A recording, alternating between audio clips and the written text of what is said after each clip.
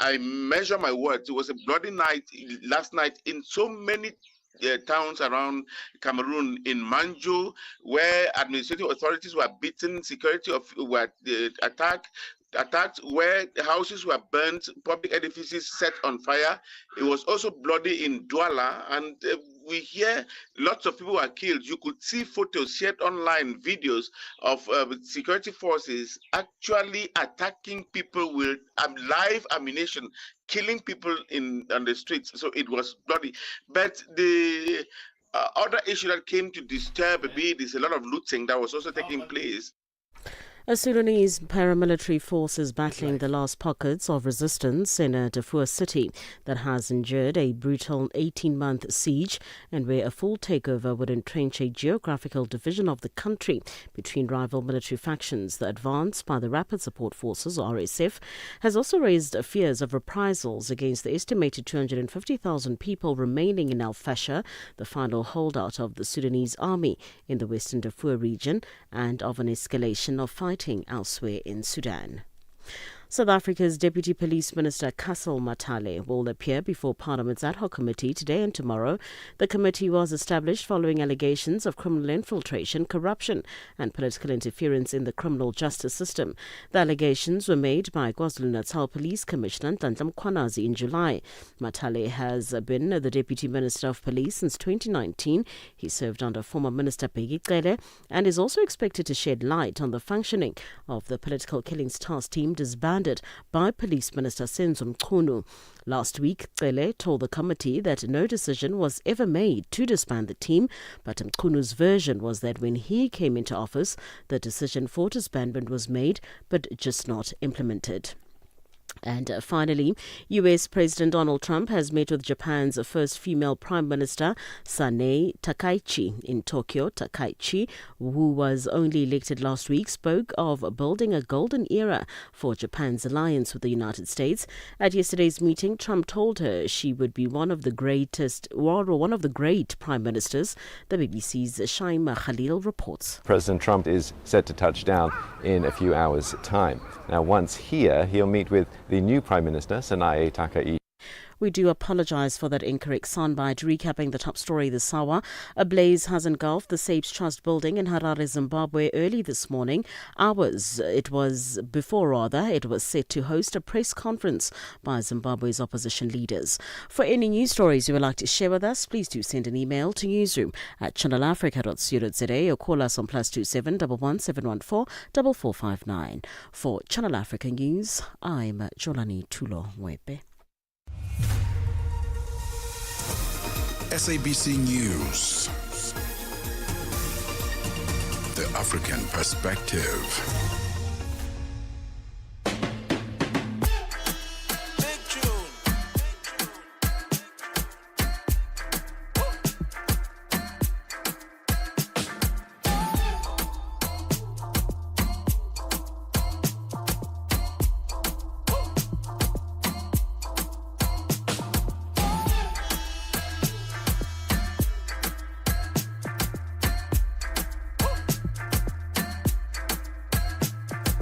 Hey, good morning, everybody. Thank you to Asanda Beda for giving us the latest news on what's happening on the continent. I'm sure you have risen and you are shining and you are updated on what's happening on the continent. And now it's time for us to keep moving. That's why we call ourselves On The Move right here on Channel Africa. You with myself, Benjamin Moshatama. I'll be with you until Friday. Balisa is coming back next week. We do miss her, don't we? You can feel like, there's that energy that we need to bring back into the studio.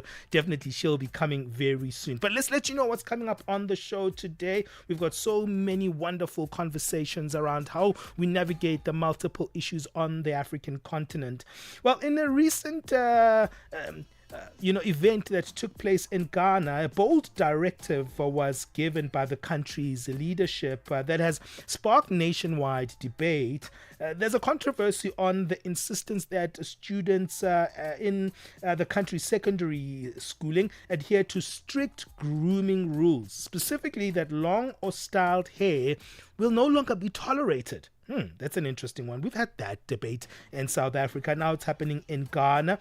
Now this raises questions. Are these regulations simply about maintaining order and uniformity within schools, or are they an exertion of external control over students' appearance, identity, and autonomy? We're going to be speaking about this issue. We're going to be exploring the intersection of dress codes, hair rules, and student rights in African schools. It seems like this thing keeps coming up over and over again. We'll be speaking to Precious Ajunu, who is a learning and development expert. And then we move into our In the Cubicle feature. Hey, we're no longer just going to wing what happens in the workplace, right? That's why we have In the Cubicle. We're not going to just figure it out by ourselves. This is where we get help on how to deal with issues in the workplace. There's something that we take for granted in the workplace, and that's the leader of the workplace.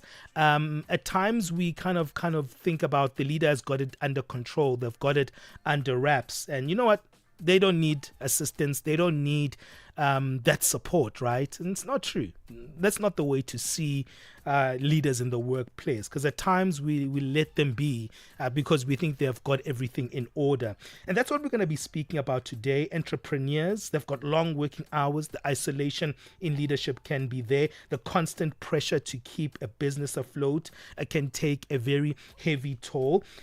What do we need to do to support entrepreneurs that are leading? What kind of mental mentors are needed there? Mental health mentors and assistants. Do they also need that relief from that leadership moment that they always have to feel under pressure to fulfill? We'll be speaking to Dennis Agbeti, who is an executive coach and mental health counselor. And then in our final hour on Money Matters, you know we love money here on the African continent. So in our Money Matters feature today, we'll be speaking about something very, very interesting. Manifestation. Do you believe in manifestation? That you get money only because of how you think about money. You only get money when you say the right things about money. You get money when you start navigating yourself in circles where money is. We'll speak about manifestation in our Money Matters feature. Stay engaged. We've got so many subject matters. If you want to comment on any one of them, remember that WhatsApp number is there for you. +27 63 406 9126. That's +27 63 406 9126. Be part of the conversations. You're welcome. Got something to say? Are you passionate about issues that matter? Do you have a voice that deserves to be heard? Well, we've got the perfect platform for you. Call in or drop us a WhatsApp on +27 63 406 9126. And we will call you back. So you could have your say and be part of the conversation. 30 years of age. I just turned 30 on the 15th of November. So yeah, that's who I am, you know. It's not just talk. It's your chance to air your views. Share your opinion. Engage with a community that values your perspective. Follow us on our social media. Visit our website at www.channelafrica.co.za and get ready to share your views on Channel Africa, the African perspective.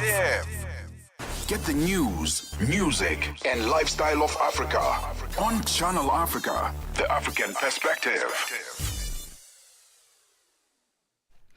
All right, let's start our first hour conversation, right? And this is an interesting one because we've seen these matters where we are broadcasting from in South Africa, issues around hair rules for students, how far should your skirt go down your knees, you know, and it's usually a projection for young girls, right? We never impose the same rules for the gents. So that's also an interesting thing. But in recent days, there has been an instruction from Ghana's Education Department that has sparked nationwide debate. At the heart of the controversy is the insistence that, you know, we have a situation where students in the country's senior secondary schools adhere to strict grooming rules, specifically that long or styled hair will no longer be tolerated. The directive raises pressing questions. Are these regulations simply about maintaining order, Or are we seeing a form of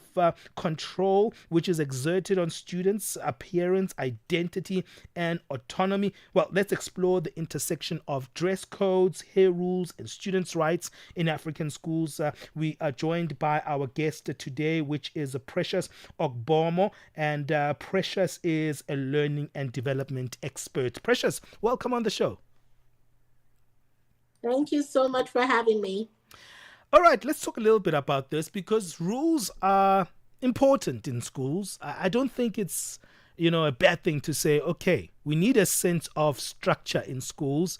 Rules also kind of create a discipline for students, and also they enforce a culture within a schooling environment.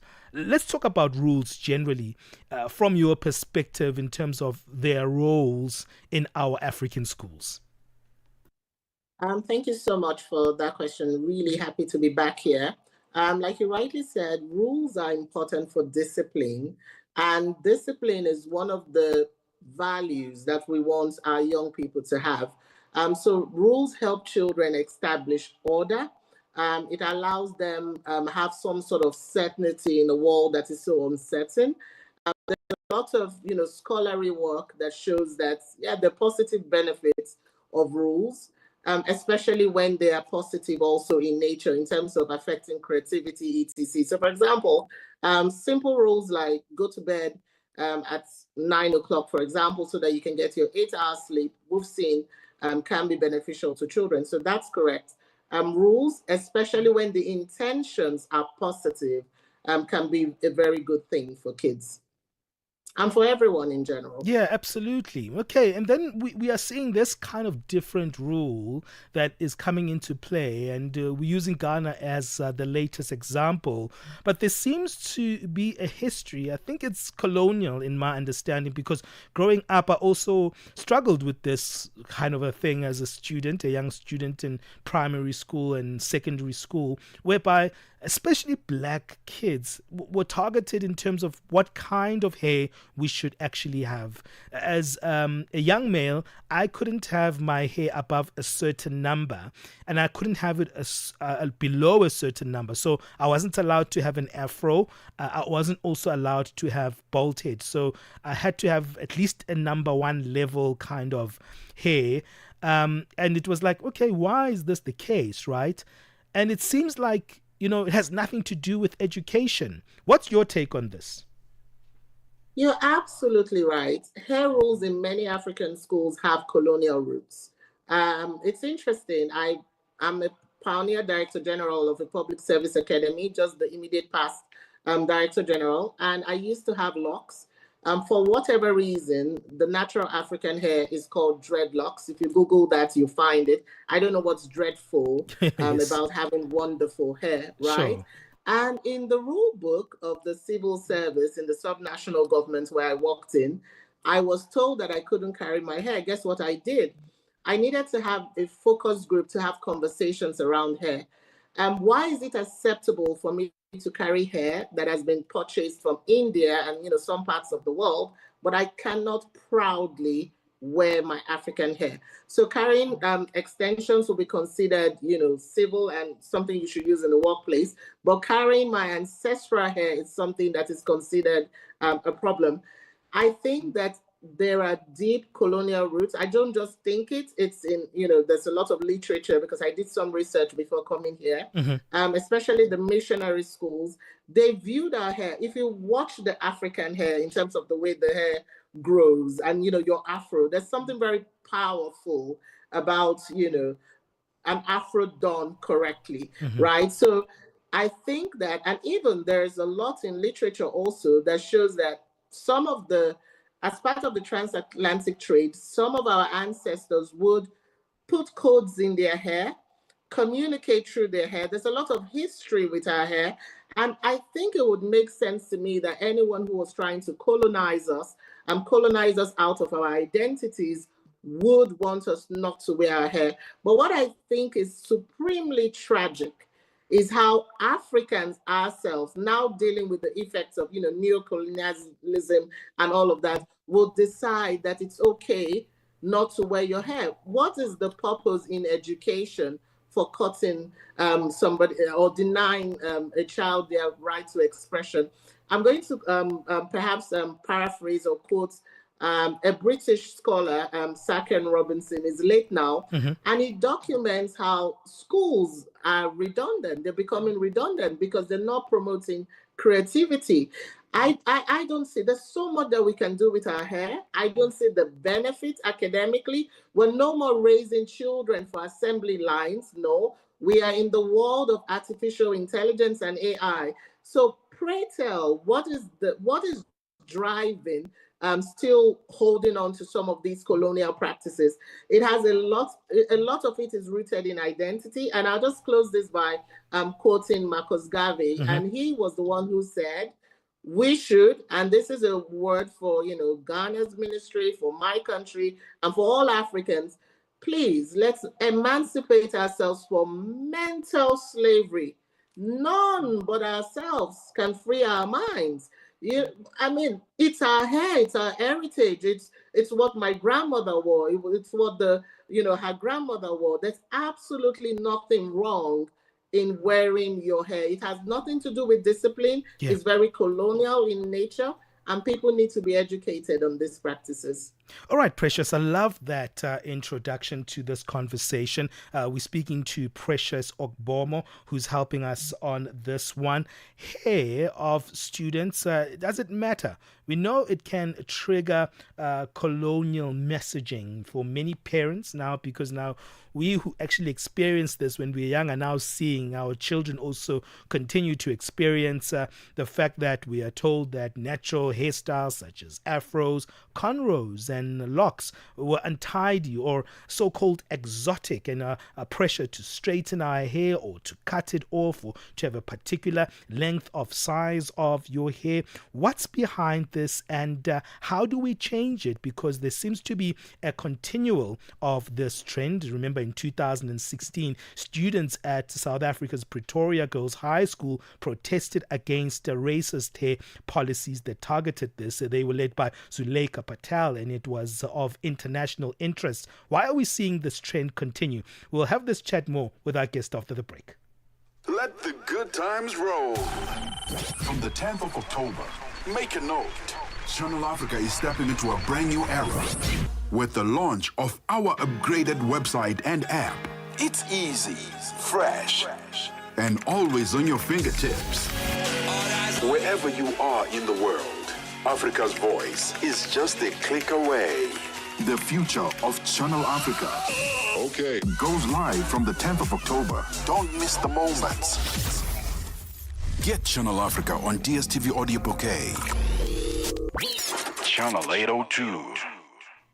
All right, you are listening to Channel Africa on DSTV Channel 802, OpenView 628. Remember, the SABC Plus app is the app where you can download and find us there. We are live even on that app. Remember, we also have our live streams. I see some people coming in. Loazi, I see you there. Abraham, Aga, Aro, Chisomo. Thank you for joining us in our live stream. In fact, our guest is joining us in our live stream, and we are joined by Precious Ogbomo. And we are speaking on this issue of what's happened in the latest development in Ghana, where there seems to be grooming rules specifically that are targeting at long or styled hair that is no longer allowed in school. Well, there is many questions around this one. The argument is made that uniformity and grooming removes socioeconomic distinction and keeps children focused on learning. The others are saying, look, this is not cool. That the very act of policing hair infringes on the rights of young peoples to self-express and their dignity. Well, Precious, it's an interesting one that people are taking a different sides on this particular issue. But one would say, hey, there's so many variety of hairstyles out there, and kids are very experimental, right, when it comes to what they want to do with their hair. And you can't have people purple, pink, brown, blonde at the back there, hair everywhere, so you need to create some form of rigidity when it comes to the rules. Are there boundaries here, or should we just do as we please when it comes to our grooming in schools? Thank you so much for that question. Freedom honors responsibility. Freedom honors discipline. Yes, schools can decide to say wear your hair naturally. So the argument now becomes you can wear your natural hair. Pink would be unnatural to the African, for sure. Having green hair in school will be unnatural to the African. Okay. But conversations around where your natural African hair must be had. My daughter I had to fight in so many ways for my daughter's rights to carry locks. I remember how I decided as a parent that we would not attend any school where African natural hair is disallowed. There is no education that you want to give my children that will be relevant for the, including 21st century skills like critical thinking, initiative, creativity, problem solving. We are no more in the industrial age. We need to evolve with the times. So I would never put my child in a school where they have such rules. Again, there is no education that will be relevant for the future. Remember, we are educating children, especially now in 2025, for a future that many of us have no ideas. We don't know if flying cars are going to be mainstream. We don't know whether education will be received on TikTok. We don't know some of the things that are going to happen in the future. But what do we know? We know that if we train children to think critically, if people have an identity rooted in their culture, we know that the outcomes can be great. So I think it's time for us to insist that it's okay. There's absolutely nothing wrong with wearing your natural African hair and finding that expression in schools. Taking it off, cutting it, policing the length, especially around girls. And of course, even boys. Boys are also not allowed to take locks. Imagine all sorts of profiling that goes on with boys. Even in my country, if you're wearing locks, it means that you probably are trouble and should be pulled over by the police. So there's so many things that we need to address, and we need to start and continue to have these conversations because identity matters. I am first a Black woman before I am anything else. I can't change that, fortunately. Let's talk a little bit about that because someone would say, you saying just the natural hair is also a different form of regulation, right? Because, what if you are at that particular stage in your life? Secondary school is where young people are feeling like they have to express themselves in more than one way, and fashion is part of it. And maybe they want to, put on a wig. Maybe they want to straighten their hair to a certain length. Why should that be prohibited? So I'll tell you why. As someone also who studied change management, I do know that moving off from shaving hairs and telling our ministries of education that we can wear pink hairs would be quite a stretch. It's almost not going to happen. I mean, shaving hairs in 2025. But what can happen, or steps that we can take, and I think we can all agree on, is what's natural to the African. Wigs, for example, weaves are unnatural to us, unless, of course, there's some conditions where you might need to. So, for example, if a child has battled cancer and you've lost your natural hair, then, rules can be amended for things like that. However, children should be allowed their natural hair. Then perhaps someday, because again, education and societies, they're all evolving constructs. Nothing is cast in stone. I mean, I can sit in Abuja and have this conversation with you. We probably couldn't do this 2,000 years ago. Yeah. So it will be necessary to continue to sit down and have conversations like this and see what's best in the interest of the children. But we cannot be in 2025, is my point, and we are still discussing the children's rights to their identities. I'm not saying the hair now, because when you say the hair, it's simplistic, right? People say, oh, they just want fashion. This is not about just fashion, and there's nothing wrong with fashion, but this is deeper than that. This is about our identity and the Black child's right to their identity. I love that. Period. That's what I think. But there seems to be an enforcing here by African governments themselves. I mean, the history was this stuff used to be enforced by colonial states and the principles thereof. Now we're seeing our own leaders who should understand the context of Africa and who should be knowledgeable about such matters. However, they insist to continue this tradition. What do you think is happening here, Precious? I think it's very simple. There's a very popular monkey experiment that's on YouTube. Folks can watch it where they introduce a monkey. You abuse the first monkey, and then the other ones come and they're not touching the bananas. Or the circus elephant experiment, where when the elephant is, when you take a baby elephant, you put chains on their legs, and then you start to beat them every time they try to run. Over time, that elephant will stop any attempt to run, and then you can take off the chains. Now the chains will move from the legs into the minds, and they're never going to go anywhere. They stay in the circus and they dance for you, and that's unnatural to the elephant. Unfortunately, I think the urgent education that we need to have as Africans in particular, it's a mental kind. Again, and that's the reason I quoted Gave, because he had the right idea when he said we must emancipate ourselves. So the chains of colonialism is gone, but we still have them in our minds. We still believe that everything that is foreign is superior to us. How many people are purchasing Afro hairs, all across the world? Not so many people. How many people are purchasing silky hair, and all of that? It is us. So there are a lot of conversations that we need to have with ourselves, but it must be the mental kind. And let me say this, not from a shaming perspective, because I don't want anyone, with weaves watching this and thinking, they're being shamed. No, but we must question everything. There's a dearth of critical thinking in our curriculum. We must move now to the 21st century skills. So, for example, whatever rules that we have as a collective, how does this advance our cause? How does this advance our cause? Yes, some of these things came from colonialism. Should we continue to do it? Why are we doing it? What's wrong with the hair? What's wrong with how we look? What's wrong with, the things that are natural to us? These are not unnatural things. That's what I find strange. The hair grows from your head. What's wrong with that? Whoever the universal intelligence or design who put all of us together thought it was okay for us to have this sort of hair. So what's wrong with being us?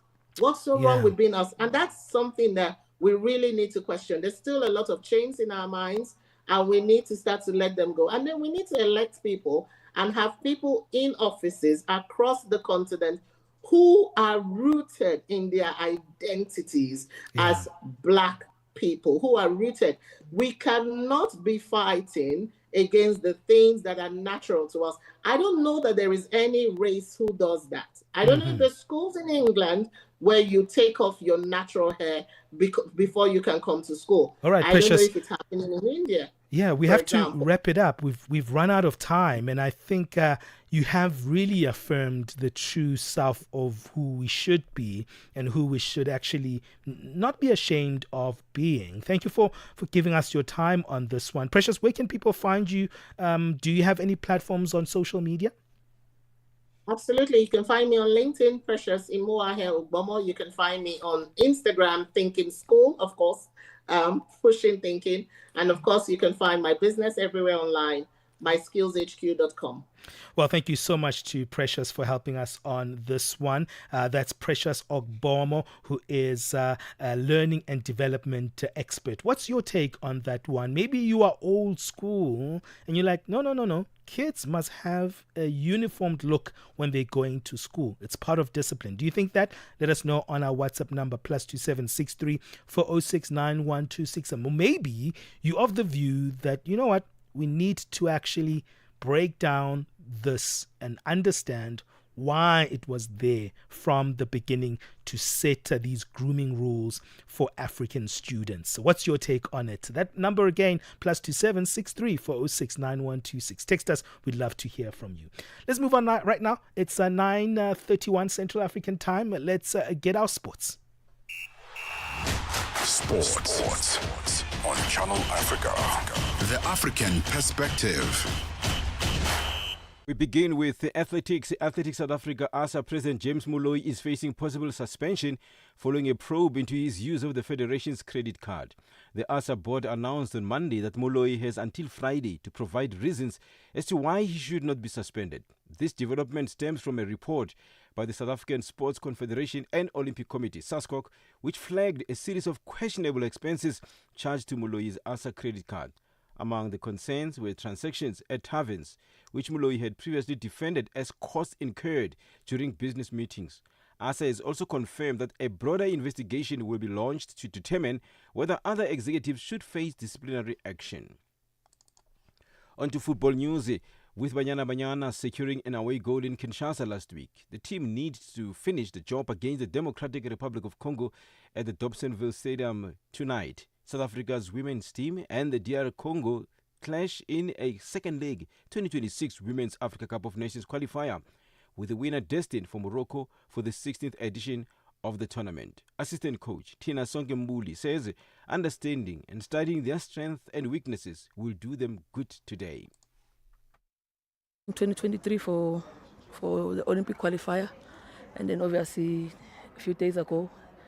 We know that their strength is on the front three, and now their strength is their overseas-based players. We knew that if we good on our transition to defend, we'll have less chances of conceding. Their strength is the three attacking players. They are very aggressive, speed. When they go forward, they pump everything up. With the full squad now assembled, the technical team will concentrate on fine-tuning technical details and building cohesion among the returning stars and those who featured in the first league.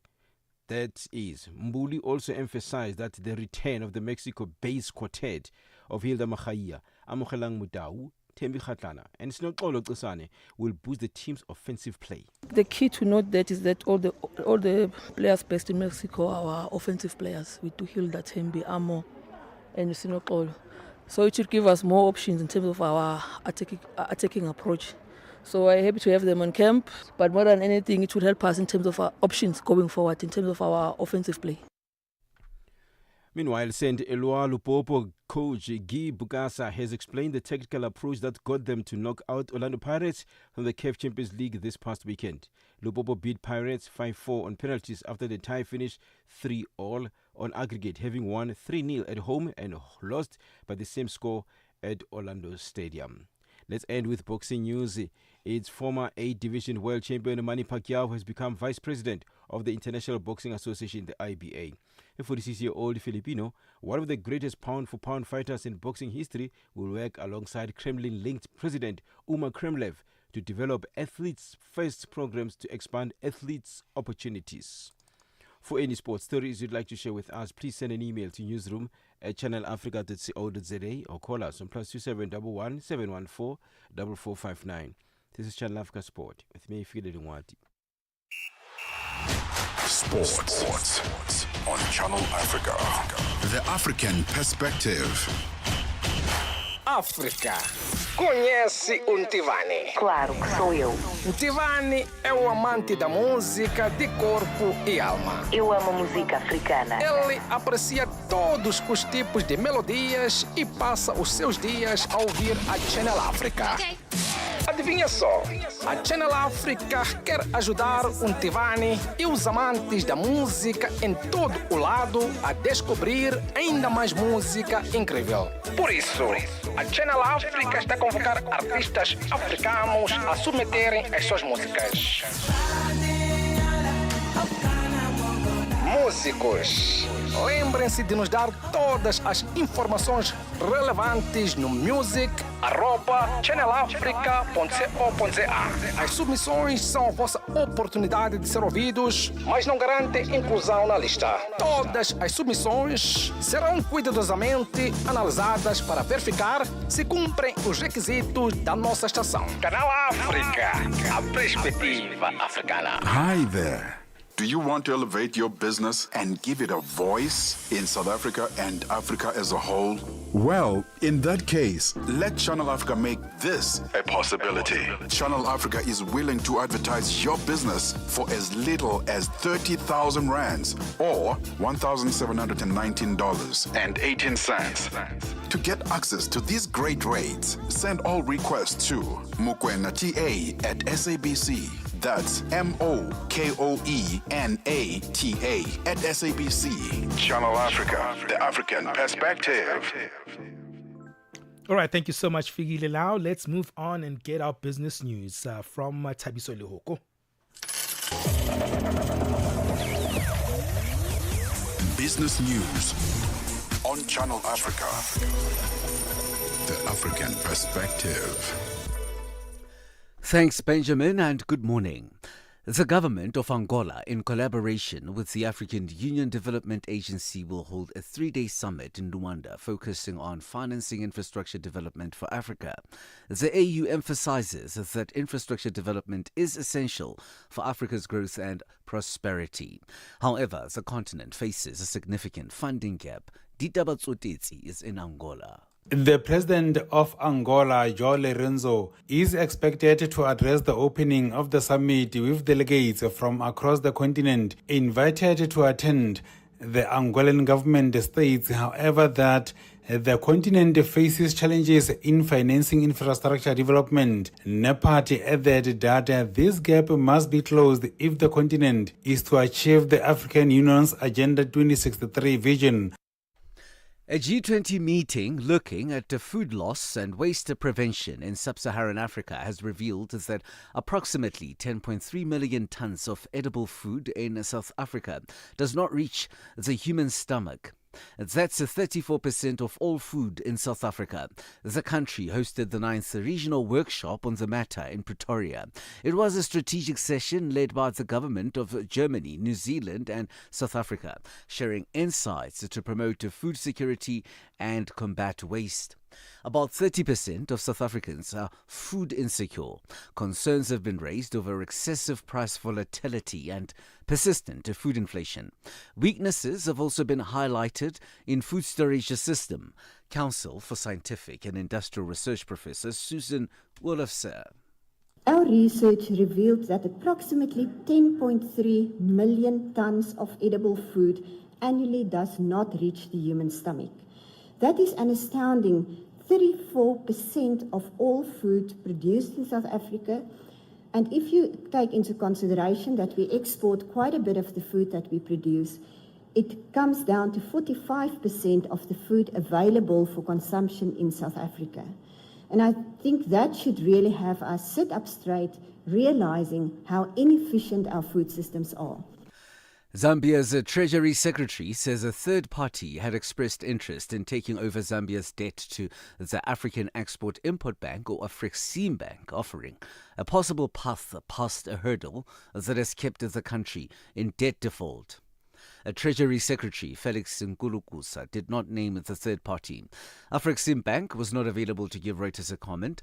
A dispute over whether Zambia must restructure debts to Afreximbank have complicated and extended its painful path out of a debt default.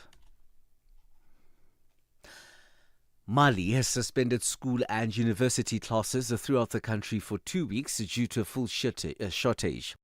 It comes as Al-Qaeda-linked insurgents imposed a blockade.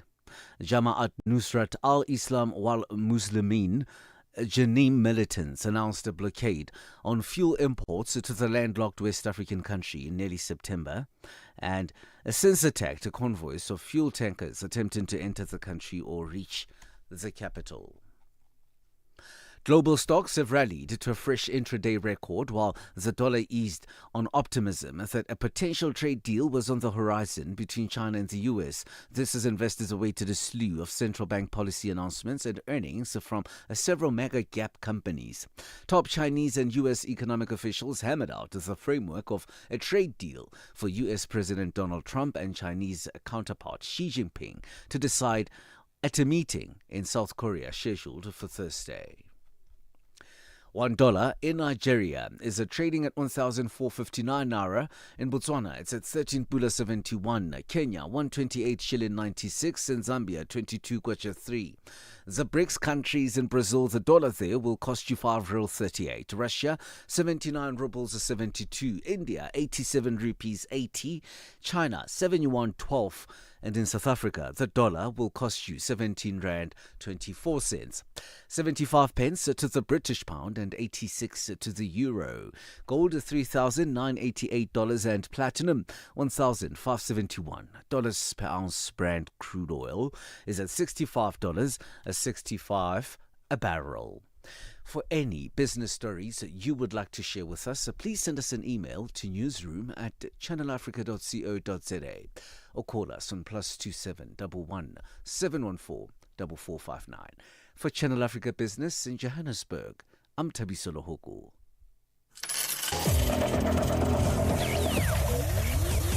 Business news on Channel Africa. The African perspective. Get set and be ready to go. On the Move with Benjamin Moshatama.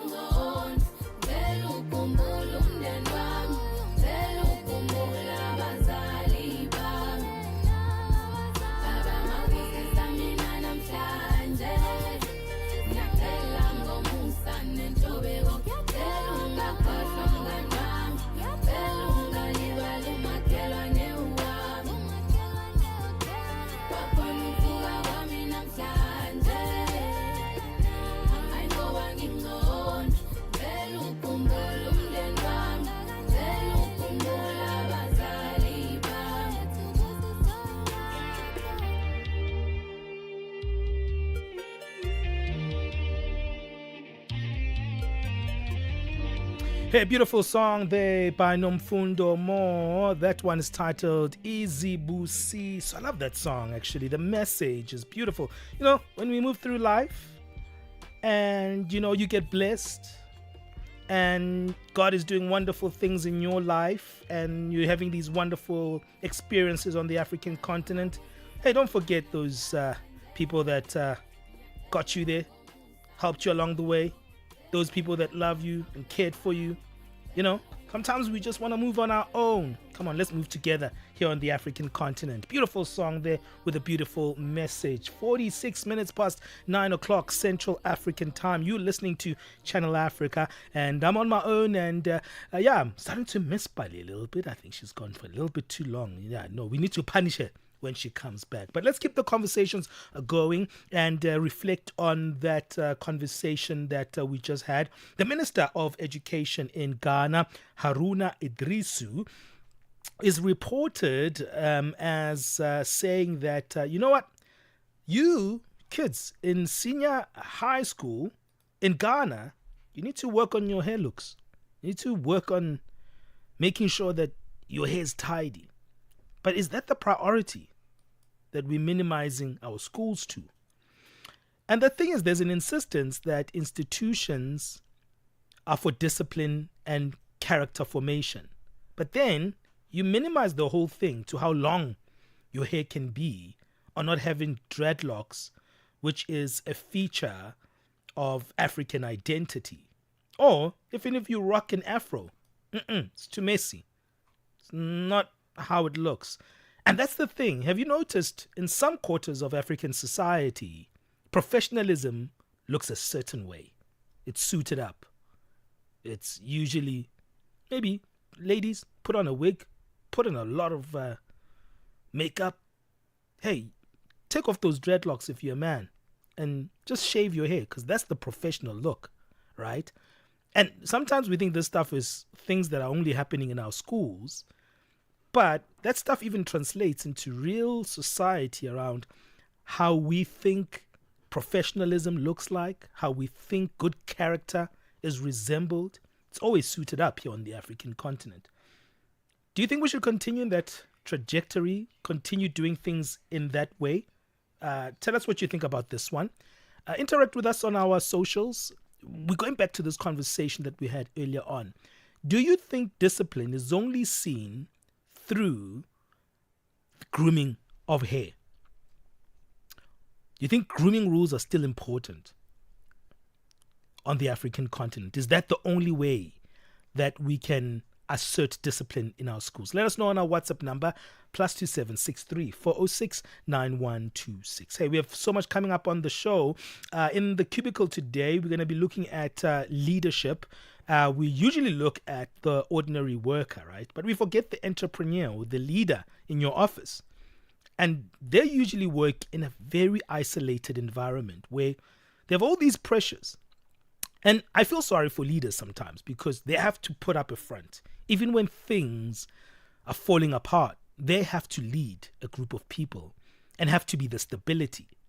While you're trying to be that stability, are the stresses that are rising unchecked? Are you still thinking clearly? Are you still making sound decisions? The entrepreneur, when the money flow is not coming in the business the way that you're used to the money coming in, how are you navigating that stress? And who's there for you? Dennis Ekbeti, executive coach and mental health counselor, will be helping us today in the cubicle when we speak about this. Why is the mental wellness of entrepreneurs not getting enough attention? And why are we not also saying these leaders that are creating jobs, these leaders that are meeting a need in our different communities also need support? We think they've got it on lockdown, right? Nah, they've got the angst. They've got the leadership quality. Is that the way to see it? We'll look at that in our In the Cubicle feature coming up. But stay with us right here on Channel Africa. You with me, Benjamin Moshatama. This is On The Move. Darubini ya Afrika na I am Henry Shakif. Katika kutazama mwili wa aliyekuwa waziri mkuu wa Kenya Raila Odinga baada ya kuwasili kutoka nchini India. Kwa nini tukio hili limetokea? Tokea mwendo wa asubuhi kulikuwa na mipango ambayo ilikuwa imeweza kuwekwa kabambe kwamba mwenda zake Mheshimiwa Raila Odinga mwili wake utapofika katika uwanja wa ndege ungeweza kupokelewa na rais. Lakini kule kukakuwa na wananchi ambao walikuwa wengi zaidi ambao walivunja kingo na kuingia katika uwanja wa ndege. Umati mkubwa wa watu umekuwa wakimlilia toka taarifa zake za kufariki hayati Raila Odinga. Pengine Raila Odinga atakumbukwa na nini katika taifa la Kenya? Watu wengi watamkumbuka Raila Odinga kwa kupigania katiba ambayo nchi ya Kenya iko kwa sasa. Alijaribu kupigania pia demokrasia. Darubini ya Afrika kila Jumatatu hadi Ijumaa kuanzia saa 11 kamili hadi saa 12 kamili jioni majira ya Afrika ya Kati. Download the SABC app and take Channel Africa with you everywhere you go. Tune in and turn up the volume. This is Channel Africa.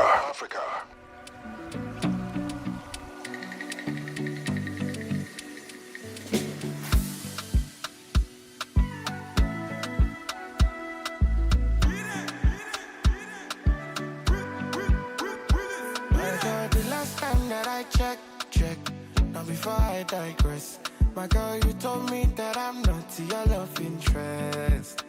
See, my girl, the last time that I checked, see, nothing ain't changed yet, except that I got a big bag and a big flag. Don't me nobody tell me nonsense, my nigga. Streets is so cold, my nigga. Me nobody come try cry me a river. I'ma pull through like the strings on my guitar. Nonsense, my nigga. The shoes is so cold, my nigga. When nobody come try cry me a river. I'ma pull through like the strings on my guitar. It's so cold outside, my brother. I don't want pull no trigger. I just want it, cause I'm going place. I don't want no wahala. It's so cold outside, my brother. I know they hate on my brother. Me, I just want it, cause I'm going places. I don't want no wahala. Oh, it's so cold outside. Me, I know they let nothing to worry me. I know they let nothing to bother me. Me no owe no one apology. You know say she no they bother nobody. Me, I know they let nothing to bother me. I know they let nothing to bother me. Me no owe no one apology. Do you get me? Me nobody tell me nonsense, my nigga. Streets is so cold, my nigga. Me nobody come try cry me a river. I'ma pull through like the strings on my guitar. Nonsense, my nigga. The streets is so cold, my nigga. Me nobody come try cry me a river. I'ma pull through like the strings on my guitar. It's so cold outside, my brother. I don't want pull no trigger. I just want it, cause I'm going place. I don't want no wahala. It's so cold outside, my brother. Me, I know they hate on no brother. Me, I just want it, cause I'm going places. I don't want no wahala. Oh, it's so cold outside.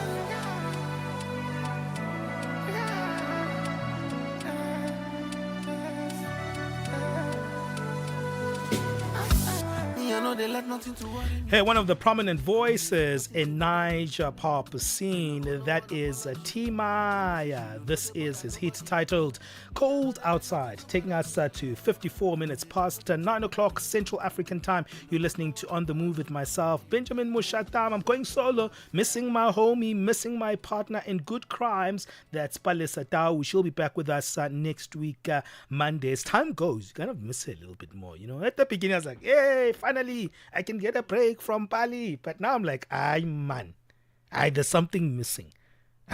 She should have just taken me with her on holiday, right? But anyway, I'm here and we've been having wonderful conversations. What's coming up on the show is pretty an important conversation because there are people that we call our leaders in our communities, especially business leaders, right? They look intact most of the time, you know, and they have to put up a certain kind of image out to you as the person who is employed by them, but also as a customer.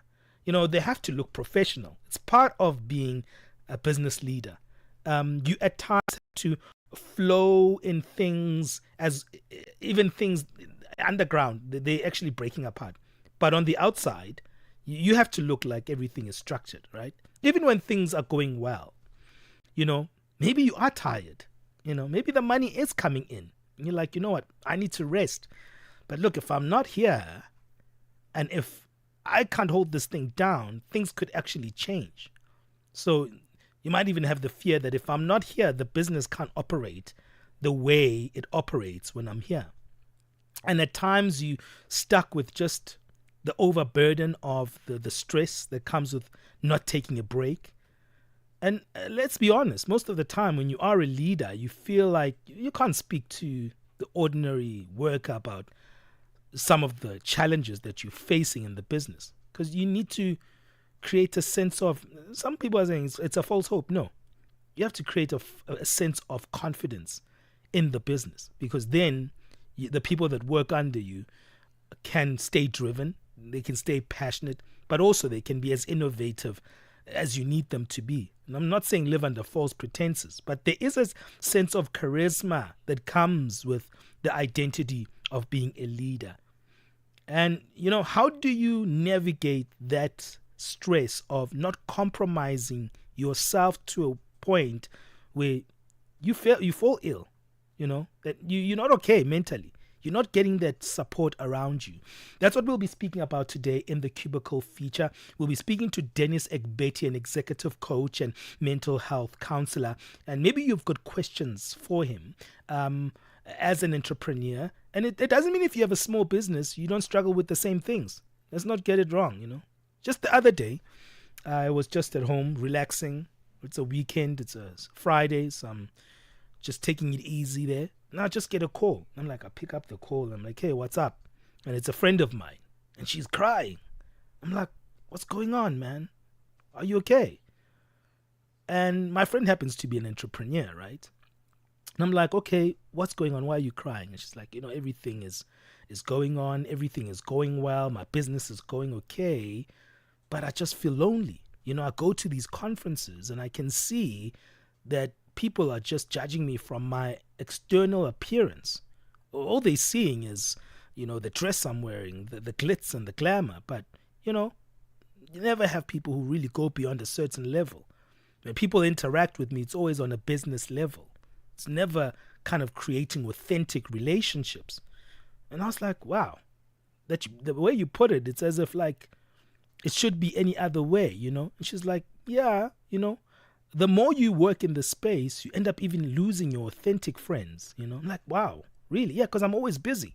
And she was saying, I'm always doing the work, so I never have time for those authentic friends, right? But in the business itself, I'm actually not even able to make friends, because here we're working on strict rules of business and business acumen. I'm like, okay, I hear you. And that's the struggle that many business leaders are going through. So if you have that struggle, maybe you have those questions for our guest, send them on +27634069126. 4069126. Hey, we're still live on the live stream, and people are still there. Thank you for those who keep coming in and out. I know that you can't stay there the 3 hours, but those who come in, thank you for coming in and joining us there. You can also check out the vibe in our studios. I see Aroxy Kampira, Chifuya Mumba, Kezias Ziyaya. Thank you guys for joining us in that live stream. Remember, let us know where you are joining in. Let me holler back, not just at you. Let me be also able to holler back at the country that you're listening to us from. Holler back at your city, right? Say, hey, I'm from Nairobi. Hey, I'm from Kenya. Hey, I'm from Cairo. Let us know where you listen to Channel Africa from. We'd really love to know. Hey, let's move on right now. It's 10 o'clock Central African time. Let's get the news. SABC News. The African Perspective. Thank you, Benjamin. Top stories: the Sawa opposition parties dismissed the election results in Cameroon, and the Red Cross hands over the body of another deceased hostage from Gaza to Israel. Good morning. Opposition political parties in Cameroon have dismissed the election results that confirmed 92-year-old incumbent Paul Biya as the winner. The country's Constitutional Council declared Biya winner of the election with more than 53% of the vote. Biya is the world's oldest serving head of state and has now won an 8th term in office. Leader of the opposition Cameroon Resistance Movement in South Africa, Dr. Marius Chonang Poka, says they are dismayed. Yes, well, we are dismayed by these results. We are disappointed, and once more, this has been happening more and more And you will understand that as Cameroonian, we just can't accept this result. This is definitely a hold-up, this result has nothing to do with reality. The result from the poll was very much different from this. What I can tell you, just like on top of my head, is that all looks like they have just swapped the result. So they attributed the result of Issa Chiroma Bakari to Paul Biya, and then gave the. But I don't even think Paul Biya was able to get more than 20%. I can tell you that for sure. Ivory Coast President Alassane Ouattara has secured a fourth term with a commanding re-election win, an outcome that was largely expected after his strongest opponents were deemed ineligible. The 83-year-old former international banker secured 89.77% of the vote. This is the third consecutive decisive victory after the much closer election that brought him to power in 2011. Ouattara has overseen a period of relative stability and steady economic growth in the world's biggest cocoa producer. A blaze has engulfed the SAPES Trust building in Harare in Zimbabwe early this morning, hours before it was set to host a press conference by Zimbabwe's opposition leaders. The briefing scheduled for 11 o'clock this morning was expected to bring together parties united for the resistance to President Emmerson Mnangagwa's bid for a third term. Ibo Mandaza, a prominent critic of Mnangagwa, raised alarm on social media in the early hours, claiming the venue was under attack. The timing of the fire comes hours before Mnangagwa's State of the Nation address, where he is said to outline his legislative agenda. John Kasim reports from Zimbabwe. So, according to what these people are saying, it and other studies, it appears this was sort of a planned assault against this office, maybe because they knew that some press conference was going to take place there this morning around 11 a.m. A team of a group or grouping of political analysts or political leaders from various opposition parties were supposed to convene there and hold a press conference against what they say that the extension of rule of President Emmerson Mnangagwa from 2028, when his second term ends, to 2030, following what happened at the conference in Mutare last week. The UN Secretary-General has expressed grave concern over the recent military escalation in Al Fasher, the capital of Sudan's North Darfur province. Antonio Guterres, in a statement, said that the region had been the epicenter of suffering, trapped by a tightening siege by the paramilitary rapid support forces. Sudan's military leader, General Abdul Fattah al-Burhan, also announced the withdrawal of his Sudan armed forces from Al Fasher, their last stronghold in Darfur. Sharon Bryce-Pease reports from New York that Sudan's further fragmentation remains a growing concern. The Secretary-General said he was deeply alarmed that weapons and fighters continue to flow into Sudan, further contributing to the already desperate situation in the country, demanding an immediate end to this. Guterres also strongly condemned reports of violations of international humanitarian law and human rights abuses in Al Fasher, including indiscriminate attacks and the targeting of civilians and civilian infrastructure, as well as gender-based violence, ethnically motivated attacks, and ill treatment. He reiterated his call for an immediate cessation of hostilities, urging the Sudanese armed forces and the rapid support forces to immediately engage with his personal envoy towards a negotiated settlement. Israel says that the Red Cross had handed over the body of another deceased hostage from Gaza to the Israeli military. If the identity of the deceased hostage is confirmed, it would mean that the remains of 12 hostages remain in Gaza, with Palestinian militant group Hamas citing obstacles to locating them in the rubble left by the fighting. The recovery and handover of bodies of deceased hostages in Gaza has been one of the obstacles to U.S. President Donald Trump's Gaza plan. Israel has allowed an Egyptian technical team to work with the Red Cross to search for the bodies in Gaza. Recapping the top story, the Sawa opposition political parties in Cameroon have dismissed the election results that confirmed 92-year-old incumbent Paul Biya as the winner. For any news stories you would like to share with us, please do send an email to newsroom@channelafrica.co.za or call us on +27 11 714 4459. For Channel Africa News, I'm Cholani Tulo Mwepe. SABC News. The African Perspective. Big tune.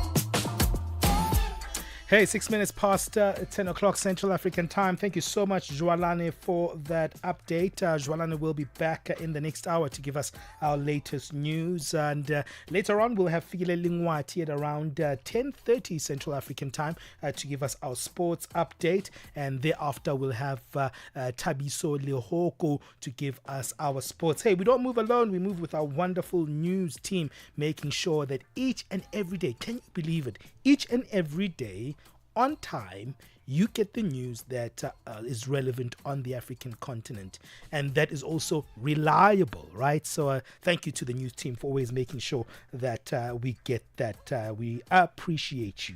Well, we've got our On The Move poll up on X at Channel Africa 1, the former Twitter at Channel Africa 1 is the handle to check out. We've got the question for you out there, and we're asking, are school appearance rules about discipline or control, based on that first hour conversation we were having? We've got 3 options in that On The Move poll. The first option being discipline. Second option is control. Third option is both. So go to at Channel Africa 1. That's the handle we use on X or the former Twitter, and we want to get you to move that conversation along. I'll read it a little bit later to let you know what y'all are thinking about on that subject matter. But we're moving on in our second hour with a different conversation, speaking about leadership, and that is in our In the Cubicle feature. Hey, we do it all the time on the show. Like, hey, this is what leaders must do for their employees, right? Always kind of like putting the pressure on them.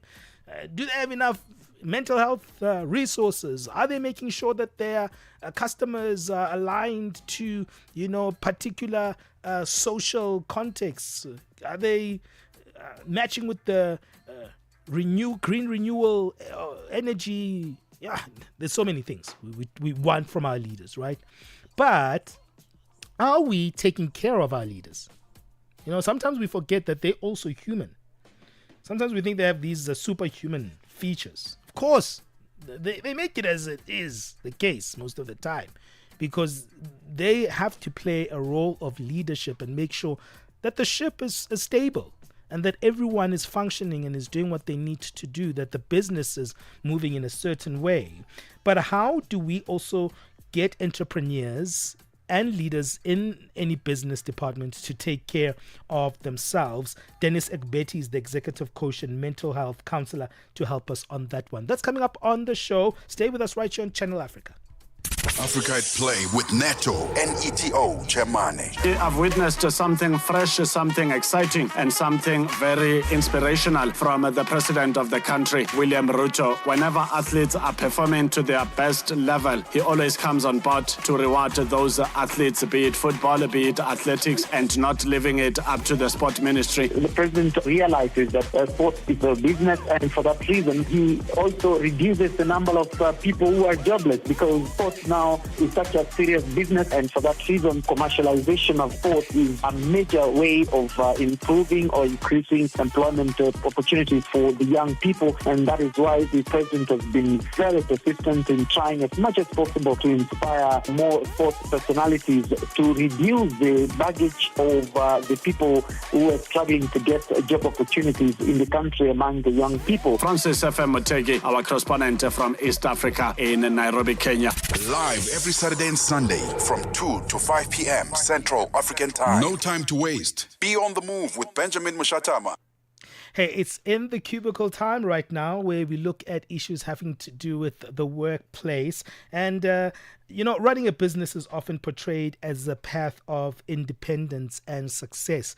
We always say to the entrepreneur or the executive that you have to have a certain kind of characteristic to actually be in that role, right? That means you have to be able to handle the pressure. But behind the scenes, many entrepreneurs and CEOs are quietly battling overwhelming levels of stress. long working hours, the isolation that comes with leadership, and the constant pressure to keep a business afloat that can actually take a heavy toll.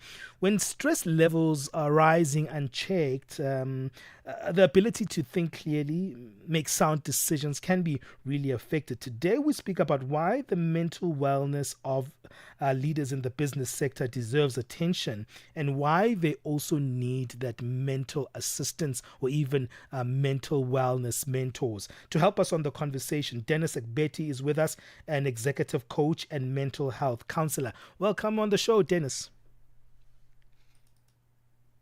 Dennis, are you there? Yeah, yes, I'm here. I'm super excited to be here with you today. Thank you so much for having me. It's a pleasure having you with us, right? And because we're speaking about something that many people take for granted, we know that entrepreneurs and CEOs are problem solvers, right? Any executive plays a role where they have to almost create a pattern of how the business is going to run.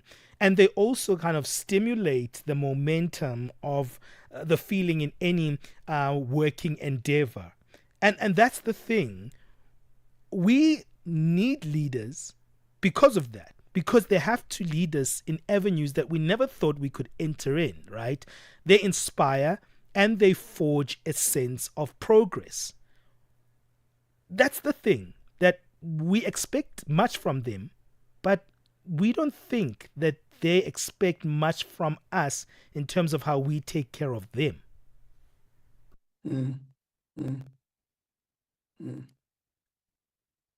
What do you think about that, Dennis? Okay, yeah, you're very, very correct. There's a great burden of leadership, right? And it's a burden that is global. And, you know, a leading leader is a bleeding leader. Anyone who is in leadership, you know that most leaders bleed. And the reason is because they carry most of the burden.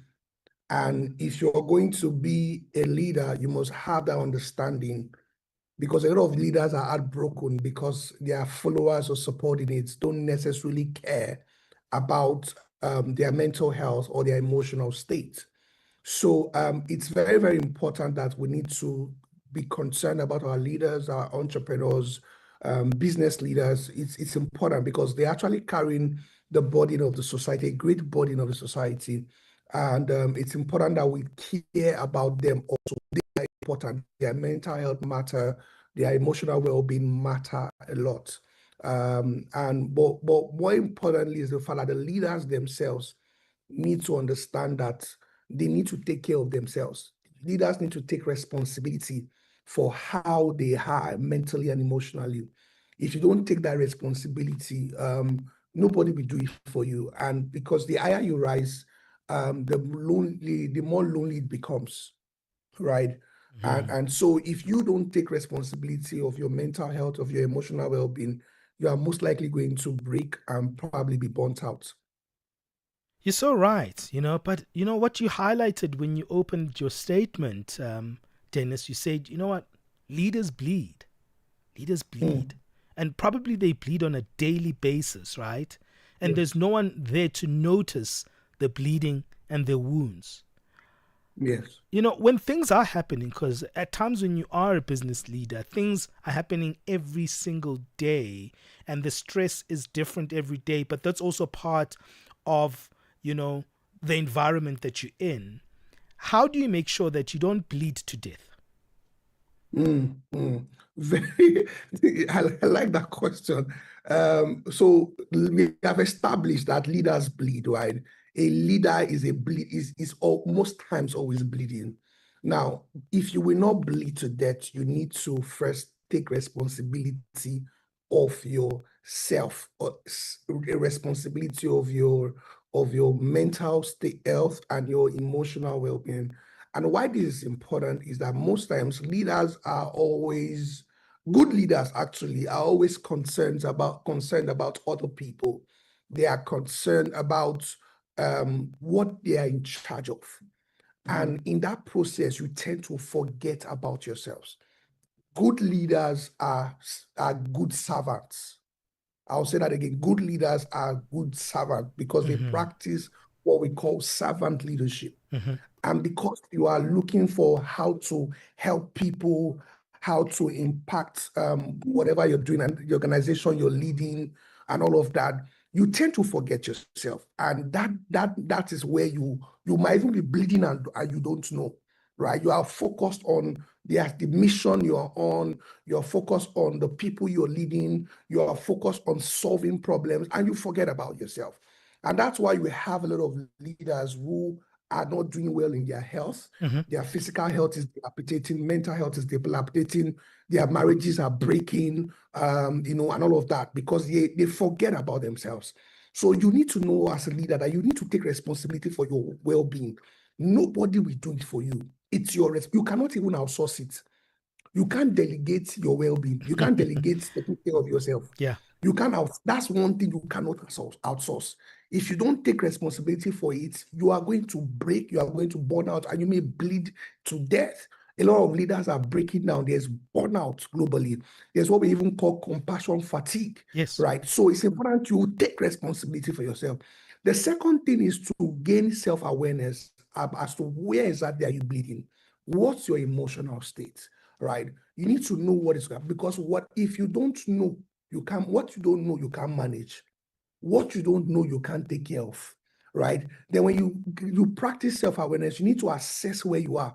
You need to assess exactly where you are hurting. You need to assess the level of burden you are carrying. Is this something you can even carry? It is something you need help for. That's number 3. Number 4 is that you need to engage the help of a professional. Every leader should have a therapist. You should have someone that you go to unburden, you go to unpack, you go to offload the burdens you're carrying, and they can guide you as to what you need to do. I don't know. Do I need to stop here? No. You're doing well. Continue. Sure. Go with the flow, awesome. brother. So you need someone like that. So I will encourage every leader should have a therapist because they are trained to help you, process a lot of things that is going on. Right? You need to unpack, and they will guide you as to what to do. Next thing is that you need to take care of your physical health. Yeah. Because the body, the mind, and the emotions are connected. When your body is breaking down, it will affect your mind, your emotions. Whatever is happening, your emotions will affect your body and your mind. So it's important that you take care of your. It's important that you take care of your physical health. So eat well, sleep well. Leaders don't sleep. Sleep is a tool of productivity. Sleep is part of productivity. When you are well rested, your mind works better. Okay, so we encourage, if you cannot do, definitely most leaders may not be able to do 8 hours of daily sleep, but at least 5 hours of daily sleep. Don't when you don't sleep well, your mind will not function well. So eat right. Eating well means that cut down on your sugar level, right? Eat more of vegetables, eat a lot of fruit. I encourage every leader for the next 90 days, take fruits every day, take vegetables every day, drink a lot of water. Basic things, exercise every day, go on daily walks, do 6,000 walks every day. Don't say you are too busy that you neglect your health. When your health breaks down, you can't function anymore, right? Take care of your physical health. The next thing I'm going to encourage is that every leader needs to practice resilience. What is short? Let me say it this way. The opposite of success is not failure. Failure is part of success. So every leader needs to have a healthy relationship with failure. I'll say that again. Every leader needs to have a healthy relationship with failure, because one of the common experiences of leadership is failure. You are going to fail. You are going to make mistakes. You are going to have setbacks. Okay, Dennis. I need to take a break now. I love all those things that you mentioned. They're so powerful, because what you're saying is that there are micro deliverables that are under the control of that leader. To say, I'm not going to, not take the responsibility here and give it to someone else. This is something that I can control. And, there are tasks that I can do in my daily life that actually help me to be a resilient leader. We'll come back and speak a little bit about support systems, right? And I'll give you an example of a friend of mine who gave me a call and what they were struggling with around, running their business. It wasn't even financial. It was just a little bit of around personal support. But we'll look at that example after the break. Stay there on the line, Dennis. Africa in Business on Channel Africa. The United States was very vocal at the beginning of South Africa's G20 presidency, and this is largely due to strained relations with South Africa at the time, that they were not really keen on participating. Where do they stand right now? The U.S. is planning to take over the presidency of the G20 next year, and our understanding from them is that they intend to continue to do so, and therefore it is quite difficult then to be in a situation where you are not attending deputies' meetings or discussions during our presidency and then to take over the presidency next year. From a finance track perspective, there has been engagement. We've been working on a communique last week and this week here in Zimbabwe. What's important about that is that it's a consensus document. And so all the members in the room have to agree to the language that is used there. And our US colleagues have been part of those discussions and negotiations. Bringing the African markets into your home. Channel Africa, the African perspective. We are on OpenView's audio bouquet. Channel 628. Hey, they can handle it, man. You wanted to be a leader, so you must actually deal with the pressure that comes with it. That's what we say about our leaders in our communities, forgetting that they are very crucial in creating jobs, solving problems, but also they also need to stay alive, right? Not just for themselves, their families, but also, to keep that business going, right? And their health is so important. That's what we're speaking to Dennis Akbeti, executive coach and mental health counselor, who's been doing a wonderful job in helping us understand what leaders, CEOs, executives can do to really protect themselves from stresses that can actually be devastating in their lives, right? And the example that I wanted to pose to you, Dennis, is the example of a friend calling me just a few days ago, actually. And she's like, Ben, I'm like, what's up? And then she's like, crying. I'm like, how? We haven't even started the conversation, you're already crying. And she's like, you know what? I'm so tired. I'm like, okay, you're tired, then you should rest. Like, no, that's not why I'm tired. She's like, no, my business is doing well. Everything is going well the way I want it to go in my life, right? But there's a contradiction that's happening in my life that the more I'm working on my business, the more I'm flourishing and doing well. There are so many people that I've lost in the journey of trying to sustain this business. And I'm finding myself in the place when it's just me, myself, and I. Yep, I go to the conferences, I network, but those are professional relationships. There's a point where I need to go beyond that and have these personal relationships that matter a little bit more than the relationships that are just based on business. And that's the hard truth for many entrepreneurs, isn't it? Yes. Like I said earlier, the higher you go, the lonelier it gets, the higher you go.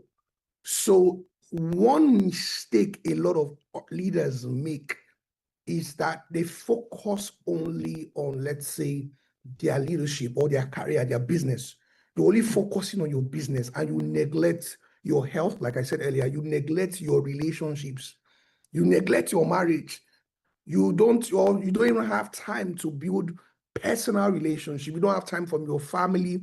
You don't have time to even build a romantic relationship because you feel, oh, the money is important. The business is important. I have to go 100%. I have to go all in. That's a trap and that's a risk. Because when you become successful and you have all the money, you have all the assets, you realize that you're getting lonely. So that's the reason why, as an entrepreneur, as a leader, as a business leader, whatever leadership you practice, it is important to build other areas of your life. Build your romantic relationship, build your marriage. Your marriage is also important. Your relationship is important. There's a hormone that your body needs, your brain needs to function. The hormone is called oxytocin. Oxytocin is very important if you are going to be mentally alert, if you are going to be mentally balanced, if you are going to be emotionally stable, if you are going to have satisfaction. right? Emotional satisfaction. And that hormone is most times only released when you feel loved or when you feel bond. So, and the only way, major way you can consistently feel bond is that, romantic relationship or relationship around the family, in the family. And if you are someone that you are always isolated, you are going to crash oxytocin in your system. So you need that relationship. You need to build your marriage, build your relationship. It's important, right? Whatever it is, spend time with your family, spend time with friends, right? And that thing you can do is you can have communities, right? Join communities that are not just, official communities. There are communities where you can have support system. But one major way you can have that consistent support system is family. Family is critical to leadership. As a matter of fact, we say everything rises and falls on the family, right? If your family is not, you don't have a family to fall back on, you are going to be setting yourself for a serious problem, if not now, later on. Yeah. Right? So, okay, yes. Yeah, that's so powerful that you said that, create a lifestyle whereby, you are around a community and also you are forging those powerful relationships and you're not avoiding your family. But I want to wrap it up with this point that we also complicit to the illness and the wounds of our leaders because we also isolate them, right? We also don't think that we need to be there for them as communities. What do you think we can also get better at as society in how we interact with our leaders? Okay, so it's a systemic issue, and it also depends on the leader, because most times leaders tend to have this sense of superiority. Leaders tend to have this sense of I'm better, I'm bigger than you, and it creates a huge gap. So both the leaders and the followers, or whatever we call them, the community, have a role to play. The leaders as a leader, you cannot lose your common touch. When you become a leader, you cannot lose your. A lot of leaders kind of, create a kind of environment around themselves that you're not approachable. When you're a leader, you are not approachable. When you are down, the people can also help you. So as a leader, it actually starts with leader. You have to be approachable. You have to not lose your common touch. You have to be friendly. You have to be down to earth, so people can approach you, right? Build, that rapport with the people you're leading. When that rapport is created, it's easier for people to show you empathy, right? When you're down, when that guard around you when you're down. So it starts with a leader, I believe, because everything rises and falls on leadership also. Then as a people, if you have that kind of leader, then we need to be more empathetic. Always put yourself in the leader's shoes, right? And we need to reduce criticism, reduce complaint. Yeah, you have to criticize your leader, right? If the leader is not doing right, but you can be constructive with your criticism. You can be constructive with your feedback, right? It's also important that we appreciate our leaders more, because leaders are doing a lot for us. There are a lot of things that they cannot say. There are a lot of battles they are fighting that you don't know. So appreciation and constant gratitude of our leaders are very, very important. And we need to also show our leaders kindness where we can. Yes, thank you. That's so powerful. Dennis, this has been such a cool conversation with you. And I think you should do something on this, maybe a series online, because you just speak so passionately around leaders. Where can we find you online? Yes, I'm on Instagram. I am Dennis on Instagram. I'm on Facebook. I'm very active online. I'm on TikTok. I'm on YouTube. So just type Dennis Agbeti and you're going to find me on those platforms. Yes. Well, thank you so much for this conversation. It's been fantastic. Thank you for giving us light on it. Yeah, thank you so much. Yeah, bye. Well, that's Dennis Agbeti joining us there on our live stream and on air, an executive coach and mental health counselor, speaking on how do leaders in the business world and different sectors take care of themselves, especially their mental wellness. What's your take on that one? Stay interacting with us right here on Channel Africa. That WhatsApp number is +2763 406 9126. +2763 406 9126. Let's keep things moving. We've got Fila Lingwati now joining us to give us the latest sports. Sports on Channel Africa. The African perspective. We bet off with cricket news. The Proteas women will face England in the semi-finals of the ICC Women's World Cup tomorrow, having lost at this stage in the last two editions. Experienced batter Sune Luce played in both matches and captained the last one in Christchurch, but says revenge is the last thing on their minds and they just want to win the game. Luce captain Laura Vorvart, Marizan Kab, Chloe Trion, Masabata Klaas and Ayabonga Kaka are the only surviving members of the team that lost by 137 runs that day. No, not at all. I think, those semi-finals happened a very long time ago. It's just another semi-final for us, no matter who we're playing. I think, we're just focused on getting through the semi-final, playing good cricket, hopefully our best game yet, so that we can get momentum into that final. I think it's one step at a time, one game at a time. No matter who we're playing, I think we just want to hit our straps and play very good cricket. And whoever the opposition is, we take it as it comes. South Africa go into the semis at the back of a loss in their final round-robin match to defending champions Australia. A 29-year-old believes that no reason to panic, having enjoyed a purple match for 5 straight games before that. Yeah, 100%. I think, you play 7 round-robin games. You're never going to have a perfect tournament. There's always going to be a few games here or there, or a few moments here or there where it doesn't go your way. And World Cups are 100% about, the bounce back ability and how quickly you can put a setback behind you. So, yeah, I think obviously not our best performance, but, we don't need extra motivation to go into the semi-finals. I think, South Africans are very resilient in our own way and we know what we're playing for and everyone's really excited. On to athletics. Athletics South Africa ASA President James Moloi is facing possible suspension following a probe into his use of the Federation's credit card. The ASA board announced on Monday that Moloi has until Friday to provide reasons as to why he should not be suspended. This development stems from a report by the South African Sports Confederation and Olympic Committee, SASCOC, which flagged a series of questionable expenses charged to Moloi's ASA credit card. Among the concerns were transactions at taverns, which Moloi had previously defended as costs incurred during business meetings. ASA has also confirmed that a broader investigation will be launched to determine whether other executives should face disciplinary actions. And now, football news. St. Eloi Lupopo coach Geir Bugasa has explained the tactical approach that got them to knock out Orlando Pirates from the CAF Champions League this past weekend. Lupopo beat Pirates 5-4 on penalties after the tie finished 3-3 on aggregate, having won 3-0 at home and lost by the same score at Orlando Stadium. But it is how they beat Pirates in Lubumbashi that got everyone by surprise for a team that hadn't conceded a goal in 9 matches. Bukasa explains the approach that they adopted for the 2 matches. So it was difficult for us between all 118 minutes. We suffered too much, but we knew that we will suffer. So we are happy, and I can say congratulations to Orlando because they deserve also to continue, but I think we are just to get qualifications. Boxing news. Former 8th Division World Champion Manny Pacquiao has become a Vice President of the International Boxing Association, the IBA.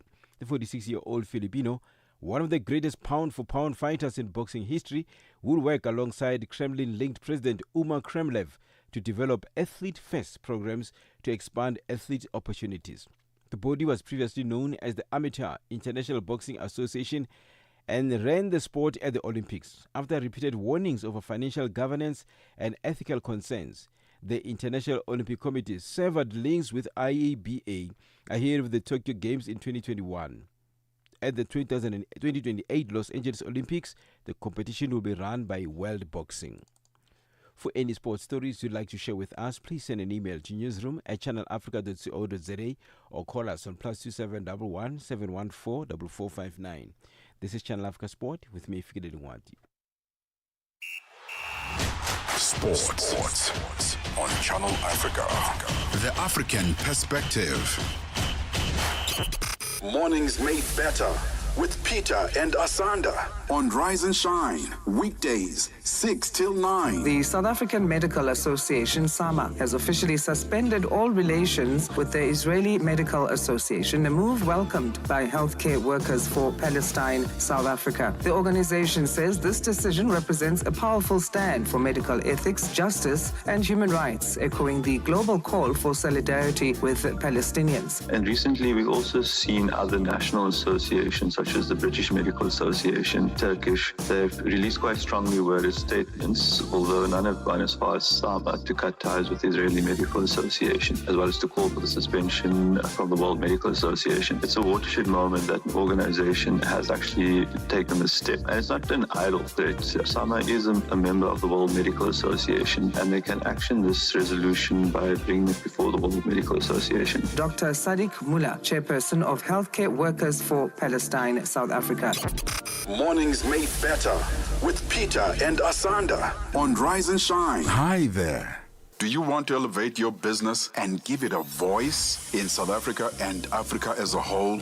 Well, in that case, let Channel Africa make this a possibility. Channel Africa is willing to advertise your business for as little as 30,000 rands or $1,719.18. To get access to these great rates, send all requests to mukwenata@SABC. That's MOKOENATA@SABC. Channel Africa, the African perspective. Thank you so much, Figzozo. I wonder if I should come up with a nickname for Thabiso Lehoko. Thabiso Lehooks. No, man. Will that work? Thabiso is dealing with serious business issues. Okay, let's keep it to Thabiso Lehoko. Business news on Channel Africa. The African perspective. Thanks, Benjamin, and good morning. Economist Iraja Bidian says South Africa's removal from the Financial Action Task Force's grey list is a step in the right direction, but a lot more needs to be done to maintain its status. It emphasizes that government has worked tirelessly to address all the deficiencies reflected in the 22 action item plan agreed between South Africa and FATF. The global financial watchdog placed SA on the grey list in 2023, citing the country's failure to comply with international standards around the prevention of money laundering and terrorist financing. Abedian says that there now needs to be a clamping down on corruption, and those found guilty must be held accountable. The police, we're now learning, is rife with corruption. The National Prosecuting Authority has been quite incompetent. We've seen lawyers and real estate agents using their vehicles, such as buying property in Camps Bay, as an opportunity to launder money for some of the richest people on the continent.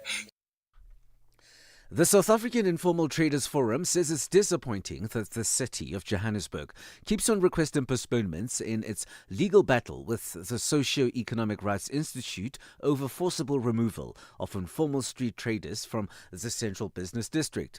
The matter, which was supposed to be heard before the Johannesburg High Court today, has been postponed to Friday. The forum argues that the removal is a violation of the informal traders' right to trade, while the city cites it is enforcing bylaws. Brian Apolla is the forum's general secretary.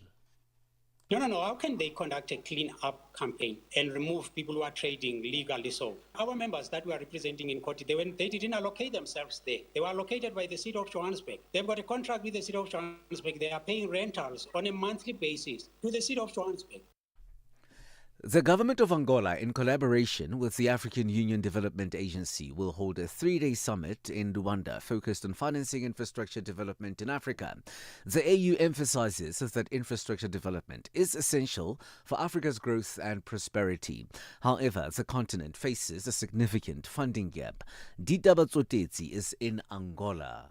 The president of Angola, João Lourenço, is expected to address the opening of the summit with delegates from across the continent invited to attend. The Angolan government states, however, that the continent faces challenges in financing infrastructure development. NEPAD added that this gap must be closed if the continent is to achieve the African Union's Agenda 2063 vision. Mali has suspended school and university classes throughout the country for 2 weeks due to a fuel shortage. It comes as Al-Qaeda-linked insurgents imposed a blockade. Jama'at Nusrat al-Islam wal Muslimin, Janine militants announced a blockade on fuel imports to the landlocked African country in early September and have since attacked convoys of fuel tankers attempting to enter the country or reach the capital. Japan and the United States are preparing a fact sheet on potential investment projects in the U.S. involving Japanese firms such as Mitsubishi Heavy Industries. The fact sheet will include power generation and automobile-related products as potential investment projects. Reuters says that the Japanese government and the U.S. Embassy in Japan were not immediately available for comment. A spokesperson for Mitsubishi Heavy Industries declined to comment. $1 in Nigeria is trading at 1,459 naira. In Botswana, it's at 13.71. Kenya, 128 shilling 26, and in Zambia, it's at 22 kwacha 3. The BRICS countries, $1 in Brazil is trading at 5.38. Russia, 79 rubles 72. India, 87 rupees 80. China, 71.12. And in South Africa, the dollar will cost you 17 rand 24 cents. $1 is trading at 75 pence to the British pound and 86 to the euro. Gold is trading at $3,988 and platinum $1,571 per ounce. Brent crude oil is at $65.65 a barrel. For any business stories you would like to share with us, please send us an email to newsroom@channelafrica.co.za or call us on +2711 714 4459. For Channel Africa Business in Johannesburg, I'm Tabiso Lohoko.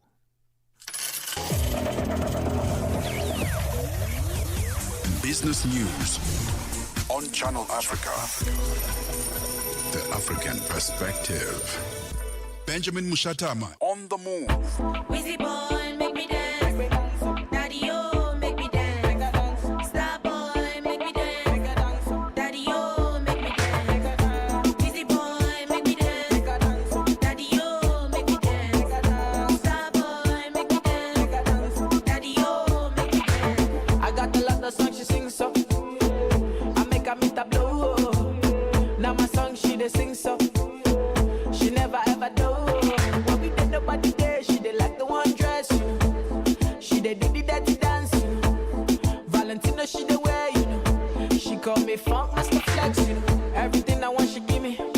She tell me every day she wanna see me. Oh yeah. Bad boy Wizzy, star boy Wizzy boy. I make her dance. I give her. And you know my girl nice and I swear she dey dress. Valentino she dey wear. Gucci be the dress. I know they let us stress you. Wizzy boy, make me dance. Daddy, oh, make me dance. Star boy, make me dance. Daddy, oh, make me dance. Wizzy boy, make me dance.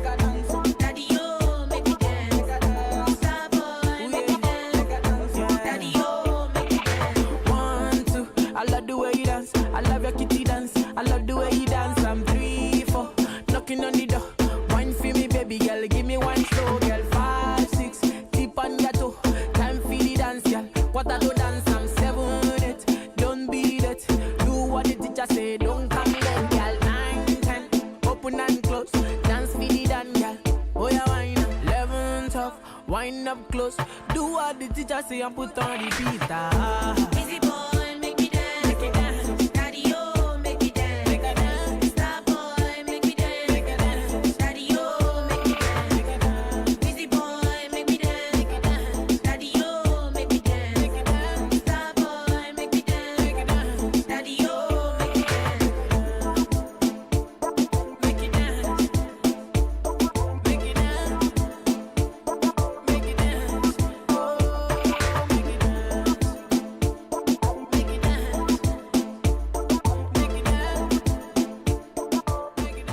that's the dance hall vibes of Wiz Kid with one titled Daddy-O, 45 minutes past 10 o'clock Central African time. You are listening to On The Move with myself, Benjamin Moshatama. I've been riding alone while Bali is on a break, a well-deserved break. It's that time of the year where we all are slowing down, taking it easy, getting ready for the new year. We was just speaking to Dennis Agbeti, Chief Executive Coach and Mental Health Counselor. And it's interesting what he was saying, and something that was kind of glaring for me in that conversation was the fact that he was saying entrepreneurs bleed, leaders bleed. Yo. The stress. And some people will be like, no, you must be an entrepreneur. I'm like, no way. I'm not an entrepreneur. We all like, let's create entrepreneurs in Africa. The stress that comes with entrepreneurship. I think we take it for granted, that those people are unique, especially entrepreneurs on the African continent. The things that they have to jump over, the red tape that they need to deal with, the corruption. Yes. I would not be able to handle that.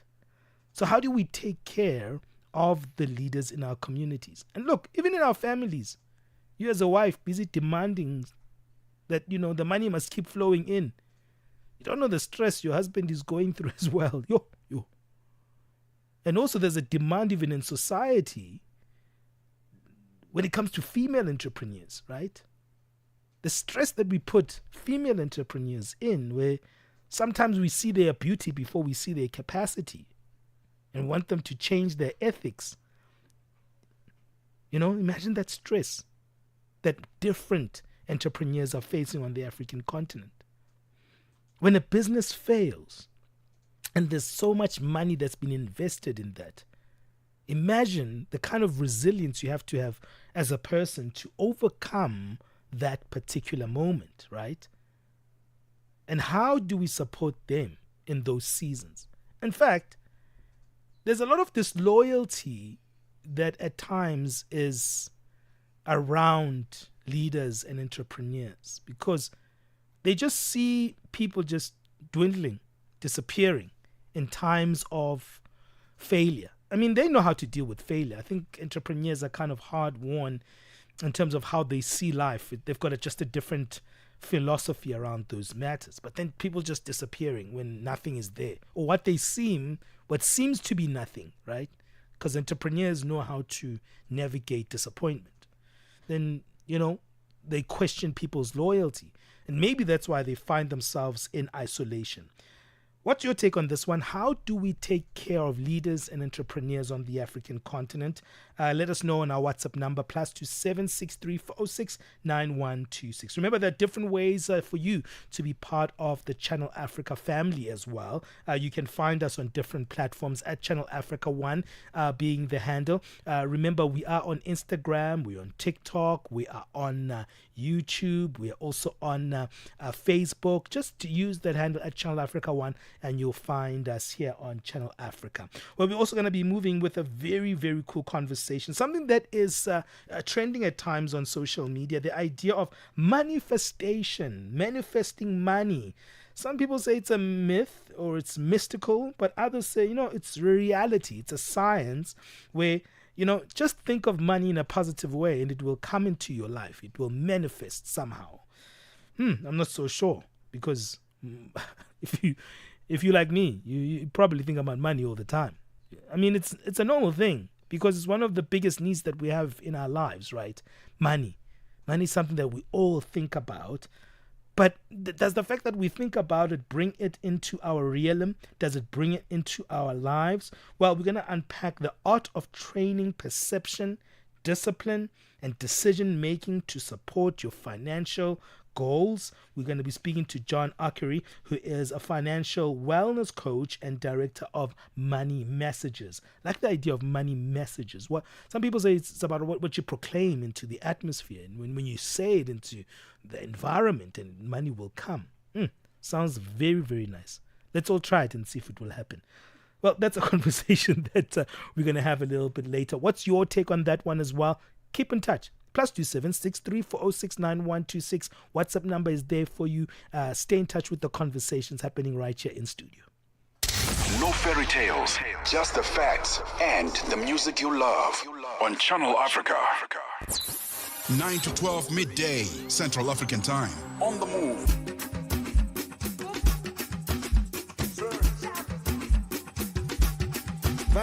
One things to want, one more want, one car to want, Kachakujo, Balama, Balam.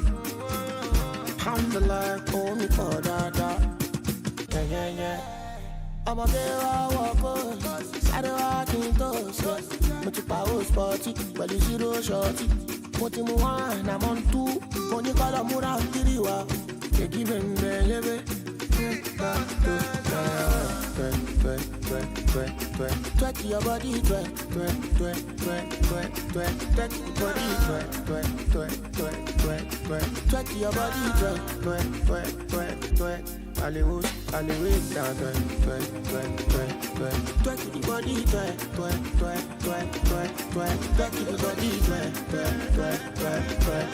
twerk your body, twerk. I do it.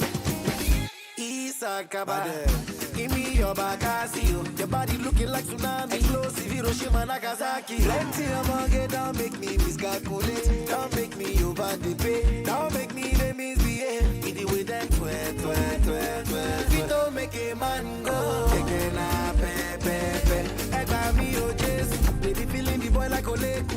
Awesome deal, wait, deal. Oh yeah, see the way our body twerk. Twerk your body, twerk.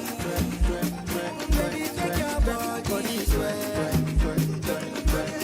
Twerk your body, twerk. I do it, twerk your body, twerk.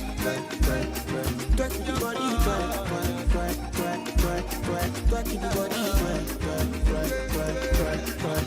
body, twerk. I do it. Twerk your body.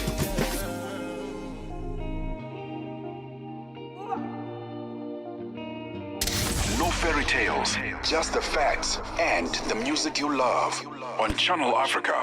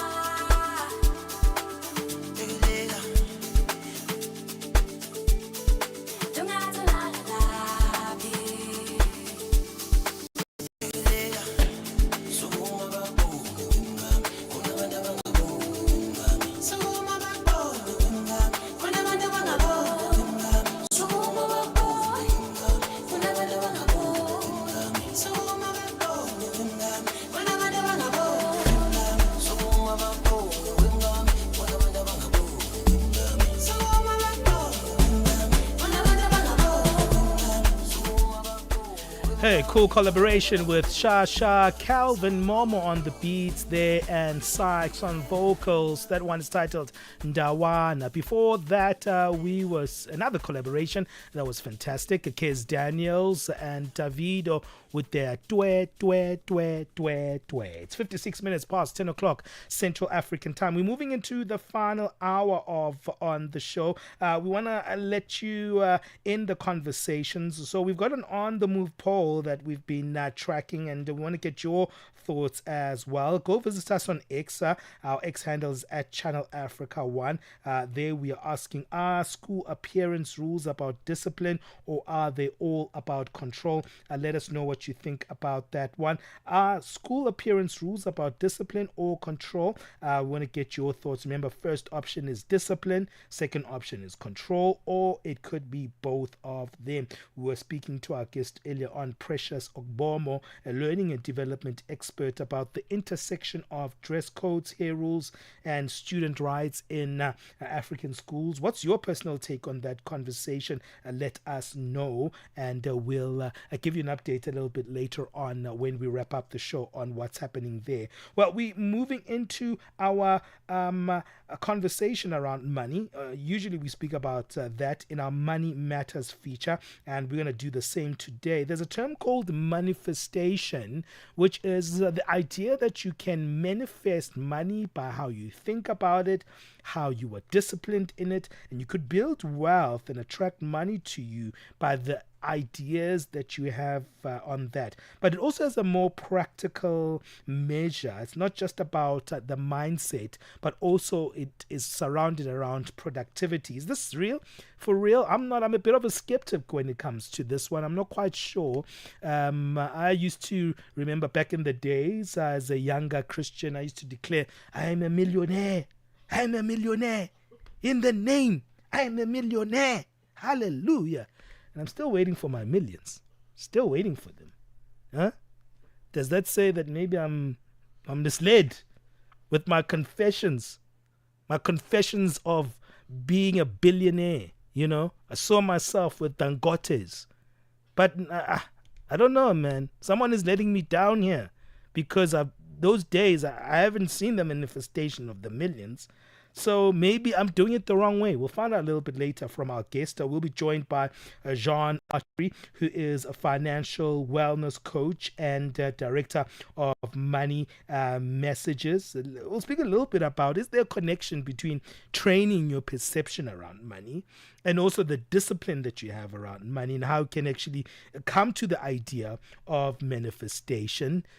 Or is it just about you saying, I am moneyed, I have these millions? You know, and you hear that stuff in religious circles where people say, you know, you are what you say, right? And people start declaring that they are millionaires, like I did when I was a little bit younger, and it hasn't manifested yet. I don't know. Some people say it's my faith that's dwindling somewhere. Maybe my faith is not big enough, right? I don't know. But we'll find out the answers around that a little bit later, because these are things that are thrown around in our communities, and sometimes we take hold of them and we think they are real. So we'll deal with that a little bit later. Well, let's get in tune on what's happening in different parts of the continent. Joalane is now coming in to give us that latest news update. SABC News. The African Perspective. Thank you, Benjamin. Top stories: a Sawa plane crash with 12 people on board in Kenya, and opposition parties dismiss the election results in Cameroon. Good morning. We start with news just in. Kenya's Civil Aviation Authority says a plane has crashed with 12 people on board. The aircraft was travelling from Diani to Kichwa Tembo. Government agencies are at the scene trying to establish the cause of the accident and its impact. We will have more details in our following bulletins. Opposition political parties in Cameroon have dismissed the election results that confirmed 92-year-old incumbent Paul Biya as the winner. The country's Constitutional Council declared Biya winner of the election with more than 53% of the vote. Biya is the world's oldest serving head of state and has now won an 8th term in office. Leader of the opposition party Cameroon Renaissance Movement in South Africa, Dr. Marius Chonang Poka, says they are dismayed. Yes, well, we are dismayed by these results. We are disappointed, and once more, this has been happening more and more. And you will understand that as Cameroonian, we just can't accept this result. This is definitely a hold-up. This result has nothing to do with reality. The result from the poll was very much different from this. What I can tell you, just like on top of my head, is that all looks like they have just swapped the result. So they attributed the result of Issa Chiroma Bakari to Paul Biya, and then gave the. But I don't even think Paul Biya was able to get more than 20%. I can tell you that for sure. Ivory Coast President Alassane Ouattara has secured a fourth term with a commanding re-election win, an outcome that was largely expected after his strongest opponents were deemed ineligible. The 83-year-old former international banker secured 89.77% of the vote. This is his third consecutive decisive victory after the much closer election that brought him to power in 2011. Ouattara has overseen a period of relative stability and steady economic growth in the world's biggest cocoa producer. A Malian court has sentenced former Prime Minister Moussa Mara to 2 years in prison over a social media post that criticized military rulers for shrinking democratic space in the West African nation. That's according to his lawyer. Mara is among a handful of public figures to openly question Assimi Goita's military government, which earlier this year dissolved political parties and granted itself a new 5-year mandate without elections. The UN Secretary-General has expressed grave concern over the recent military escalation in Al Fasher, the capital of Sudan's North Darfur province. Antonio Guterres said in a statement that the region had been the epicenter of suffering, trapped by tightening siege by the paramilitary rapid support forces. Sudan's military leader General Abdel Fattah al-Burhan also announced the withdrawal of his Sudan armed forces from Al Fasher, their last stronghold in Darfur. Sharon Bryce Pease reports from New York that Sudan's further fragmentation remains a growing concern. The Secretary-General said he was deeply alarmed that weapons and fighters continue to flow into Sudan, further contributing to the already desperate situation in the country, demanding an immediate end to this. Guterres also strongly condemned reports of violations of international humanitarian law and human rights abuses in Al Fasher, including indiscriminate attacks and the targeting of civilians and civilian infrastructure, as well as gender-based violence, ethnically motivated attacks, and ill treatment. He reiterated his call for an immediate cessation of hostilities, urging the Sudanese armed forces and the rapid support forces to immediately engage with his personal envoy towards a negotiated settlement. Recapping the top story, the Sawa, Kenya's Civil Aviation Authority says a plane has crashed with 12 people on board. The aircraft was travelling from Diani to Kichwa, Tembo. For any news stories you would like to share with us, please do send an email to newsroom@channelafrica.co.za or call us on +27 11 714 4459. For Channel Africa News, I'm Jolani Tulo Mwepe. SABC News. The African Perspective.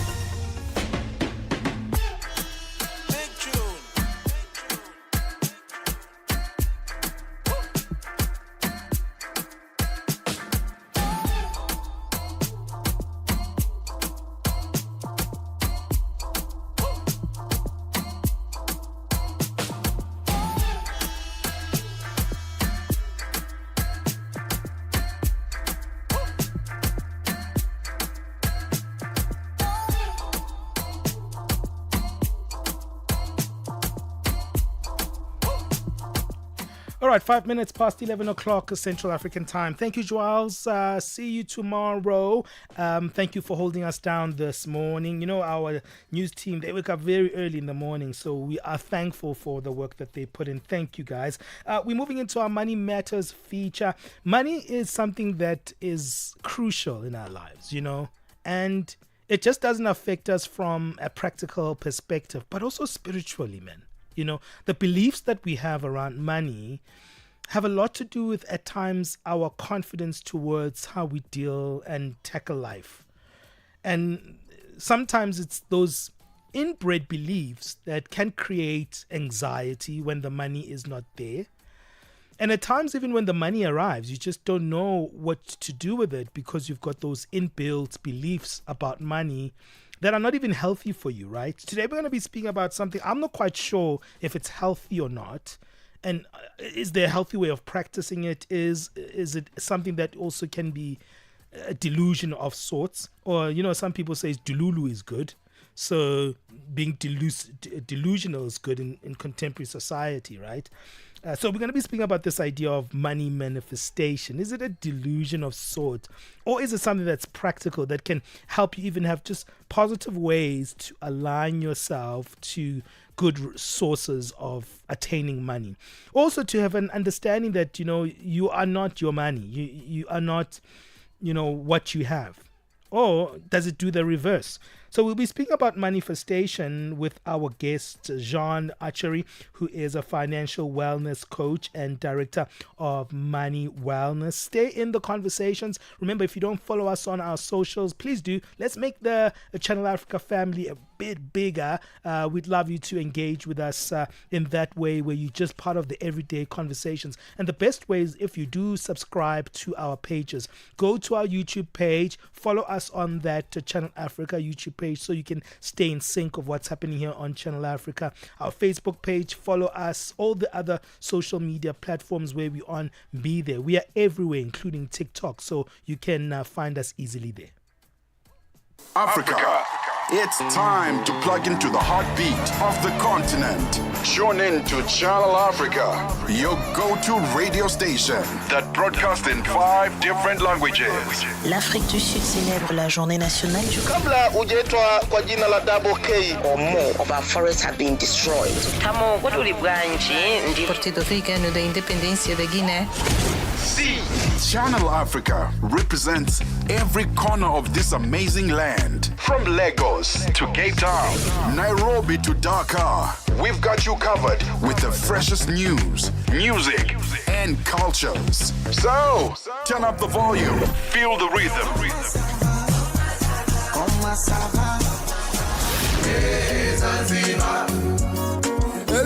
Enjoy the conversation. Channel Africa, the African perspective. The rhythm of Africa, the pulse of the continent. This is Channel Africa, the African perspective. Hashtag on the move and connect with us. Yeah. Yeah.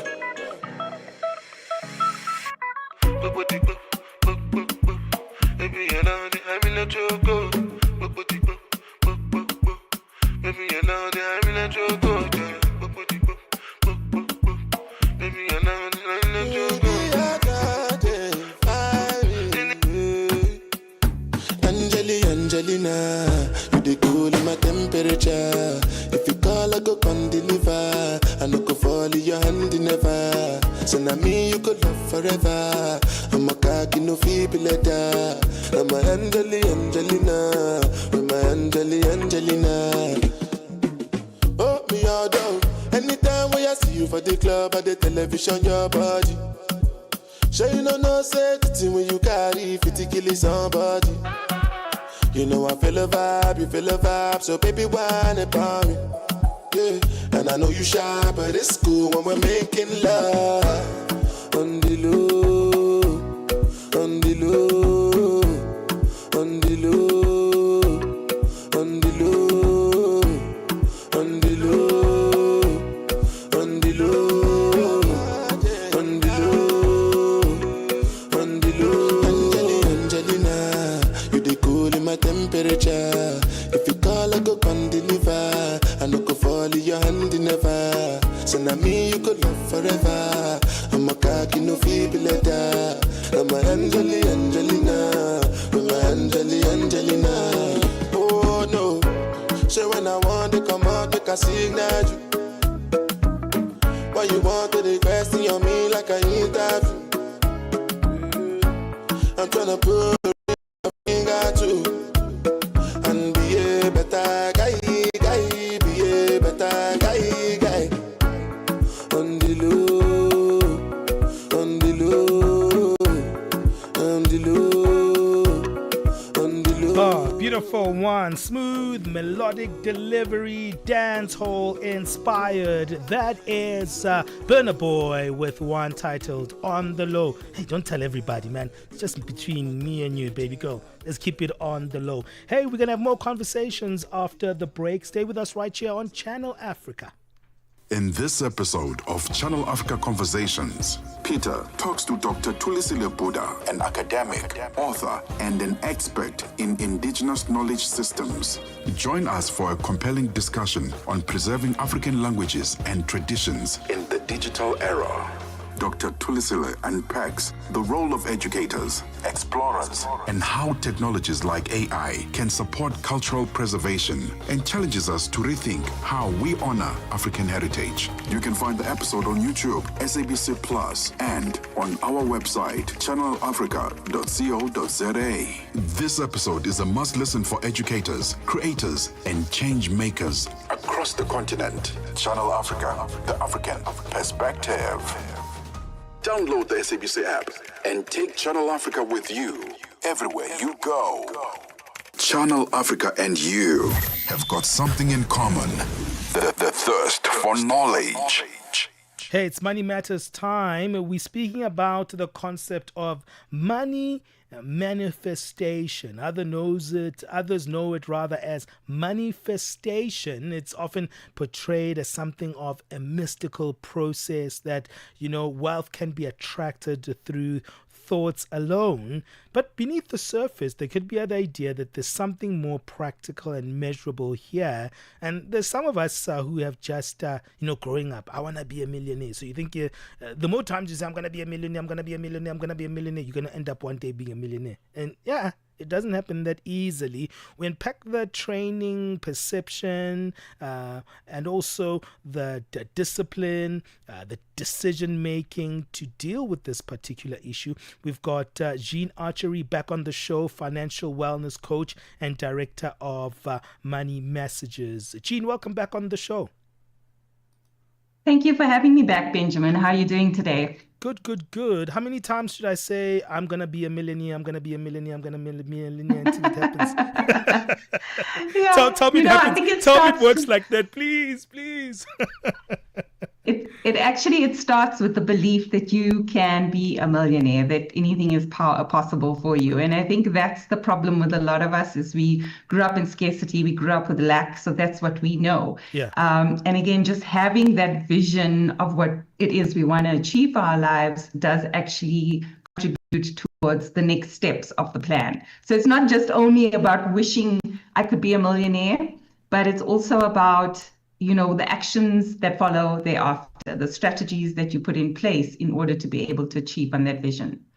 I love that it's not just about what you confess, right?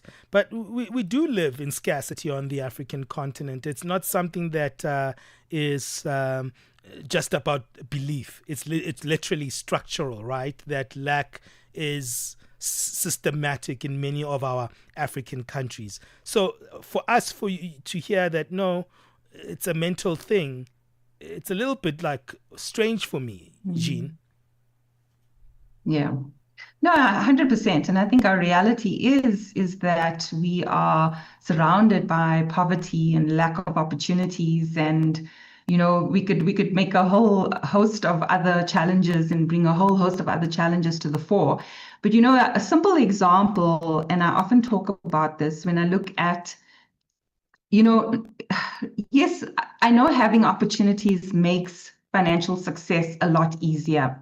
But then how do we explain those that come from poverty, those that came from nothing, that were able to make financial success? And I'm talking about your self-made billionaires like your Patrice Motsepes and your Oprah Winfrey's and Tyler Perry. There's a lot of celebrities or stories like that people have come from nothing and they've shifted their mindset in order to be able to create something out of their lives.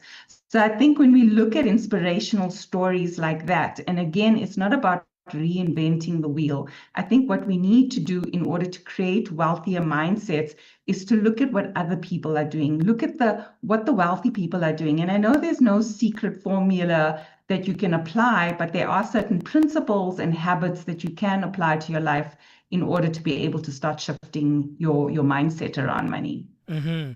It's a mind shift that you're speaking about. What do you mean when you say a mind shift about money? Mindset shift about money. So, our thoughts create our reality. Our thoughts, if you say something often enough, it becomes a belief. And if I use an example here, if you keep saying to yourself, nothing good is ever going to happen to me, then nothing good is ever going to happen to you. Or if you keep saying, I'm bad with money, then, you will reinforce, your brain will find ways of actually reinforcing that you are actually bad with money. So one of the things that we need to be aware of in order to start making those mindset shifts is to start being aware, first of all, of the negative thoughts that we're having. And again, remember, when we are born, we are only born with two fears. We're born with the fear of falling, and we're born with the fear of loud noise. All our other fears have been learned somewhere along the way. Even our belief system around money was taught to us when we were younger. So it's the things that our parents told us, our grandparents, the things we heard growing up in the community, so that keeps us stuck in that poverty cycle. So the first thing to do is to start being aware of what those thoughts are. Even the words that you use, if there's anything negative that's coming up for you, keep a journal, write it out. Because awareness is the first step in actually starting to identify, okay, well, what are the problem areas? So, there's a saying, and I think it's by Henry Ford, who says, if you think you can, whether you think you can or think you can't, you're probably right. And if you believe that you have the power to change your money story, then obviously that means that you have that power to be able to do it.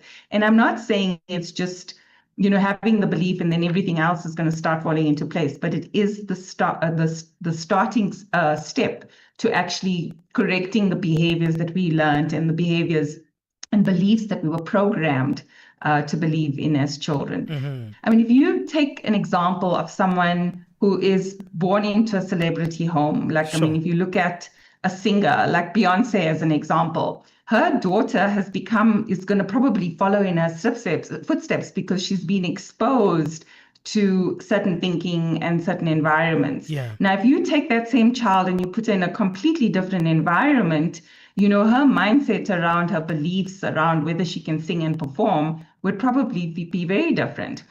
I came across this research that asked a group of kindergarten students if they could sing. And every single one of those kids picked up their hands. Now, when you ask an adult, can you sing? The likelihood of them saying, no, I can't, is probably quite high because they've learned to believe that they can't sing. But every single one of us can sing. Whether we're a good singer or a bad singer is irrelevant. But when asked that question to adults, they often say, I can't sing. So, again, it goes back to the beliefs that we have been programmed with. And this, I think the important thing to note here is that you can rewire your brain. And I think that's where the science behind manifesting comes into play, because it's about how do you reprogram your mind? And you can actually reprogram your mind if you do it often enough. Okay, I get what you're saying here. Jean, and I want us to explore it a little bit more after the break, because is it just about what's happening in my brain and the things that I'm thinking about, or are there also other practical steps? Once I've thought about this and I'm like, what, I'm out of scarcity. Maybe you start thinking, what, I can get out of this poverty, or what, I am going to manifest something better out of myself. What can you actually do about those words? We'll find out after the break. Zilipendwa na Abedi Jean de la Croix. Leo tujadili kuhusu chipukizi wanaoimba nyimbo za wasanii wengine. Unadhani hili linatokana na nini, Omari? Nadhani kweli kwamba tukizama muziki ya sasa, hasa wasanii ambao ni chipukizi, kwa kweli kwamba yani karibu kutoka muziki wao wenyewe, lakini wanakuwa wanataka kuhubiria muziki ya zamani na muziki ya wengine ambao ni taimbo. Wengine wanadai kufanya hivyo ni kupromote vipaji vyao haraka ili waweze kujulikana. Je, yawezekana kukawa na ukweli wowote au ndio kukosa kabisa kipaji cha kuandika mistari? Ndio, hiyo unaona kwamba msanii anapoazimia kwamba kuchukua wimbo mwingine wa msanii mwingine na kurudilia yani mara mbili sivyo, haionyeshi kwamba yani ndo wanaanza kazi ya muziki aizalini, lakini ukiangalia kabisa asilimia kubwa utakuta kwamba wanakosa ile mawazo ya kutunga muziki. Zilipendwa kila Jumamosi kuanzia saa 12 kamili majira ya Afrika ya Kati hadi saa 1 kamili majira ya Afrika ya Kati. Get Channel Africa on DSTV Audio Bouquet. Channel 806. All right, you are listening to Channel Africa, DSTV Channel 806, OpenView 628, and on www.channelafrica.co.za. And don't forget, we're also on the SABC Plus app. Download it. You're supposed to have it on your phone by now, getting all the SABC content, including Channel Africa, and you can find us there. Have you heard these words? Death and life are in the power of the tongue. Do not let any unwholesome talk come out of your mouth, but only what is helpful for building others up. Well, those are biblical texts that I've just taken out in terms of the conversation that we're talking about. But this concept of how our words kind of coincide with money, always kind of in the public forum. But, you know, how we deal with these words and phrases at times can make us also feel overwhelmed. We're speaking about the idea of money manifestation. How does it work in training perception, discipline, and decision making to support what you want to be your financial achievements? Let's talk a little bit about that, Jean. You know, your words are important, right? I think you're right, because words have a tendency to even direct your behavior. Words have a direction to how you actually lean in with your mind and even your physical inclinations, right? But those words, how should they be coupled with something more beyond themselves? So, you know, again, it's being consciously aware of what those words are. And I think, you know, when we speak, everything comes out of our mouths automatically. So just that first step of being consciously aware of what it is that I'm putting out into the universe, you know, and a good trick to use here is to think about, how would you talk to your best friend? Would you tell your best friend that they are an awful person, or you know, that or criticize them? So again, sometimes we can be very judgmental about, you know, our own behavior, our own thoughts. And again, it's just being consciously aware of what it is we're saying about ourselves, to ourselves, about the world, you know, about money. If we continue to say that I'm bad with money, then the reality is that things are going to show up in your reality to reinforce that idea. And there is a lot of neuroscience, a lot of behavioral science, you know, the psychology of money, that actually does show proof or research to say that, or to support that, you know, your thoughts and your beliefs do have a profound effect in terms of whether you will attract financial success to you or not. So again, a simple example, if you continue to say, I'm bad with money, you know, what you actually need to do in a practical way of actually overriding that is to start flipping that into and reframing it into a positive. So instead of saying I'm bad with money, and this is gonna take a lot of practice, and that's where the conditional priming or the cognitive priming actually comes into play. Okay. Because the one way of rewiring your brain is through affirmations. It's through repeating, you know, the words and the phrases that you want to replace. So if you grew up with the idea of somebody telling you, or you will never amount to anything, or you know, you come from poverty and there's not enough opportunities, or you will never be great at anything, or you're bad at money, you know, flipping that around into a positive. And again, I get that it is not an easy thing to do, because if you grew up with that belief of I'm bad with money, you can't just go and switch automatically to I'm great with money. You've got to believe that you are great with money. So there might be some interim steps that you need to apply before you get to the point of saying, and believing that you are great with money. So an in-between step could potentially be something like, I'm getting better at dealing with money on a daily basis. And then eventually, once you go through that process, then you get to a point of, I'm great with money. Because then you start seeing the behaviors and the actions and the opportunities that start to come up to reinforce that idea that you are getting better with managing your money. And it's simple little things like, if a healthy money habit as an example, if you start saying, I'm getting better with with my money on a daily basis, you'll start to be more aware of and more conscious when it comes to interacting and engaging with your money. The behavior element, when should you start recognizing that your behavior is aligning with your words?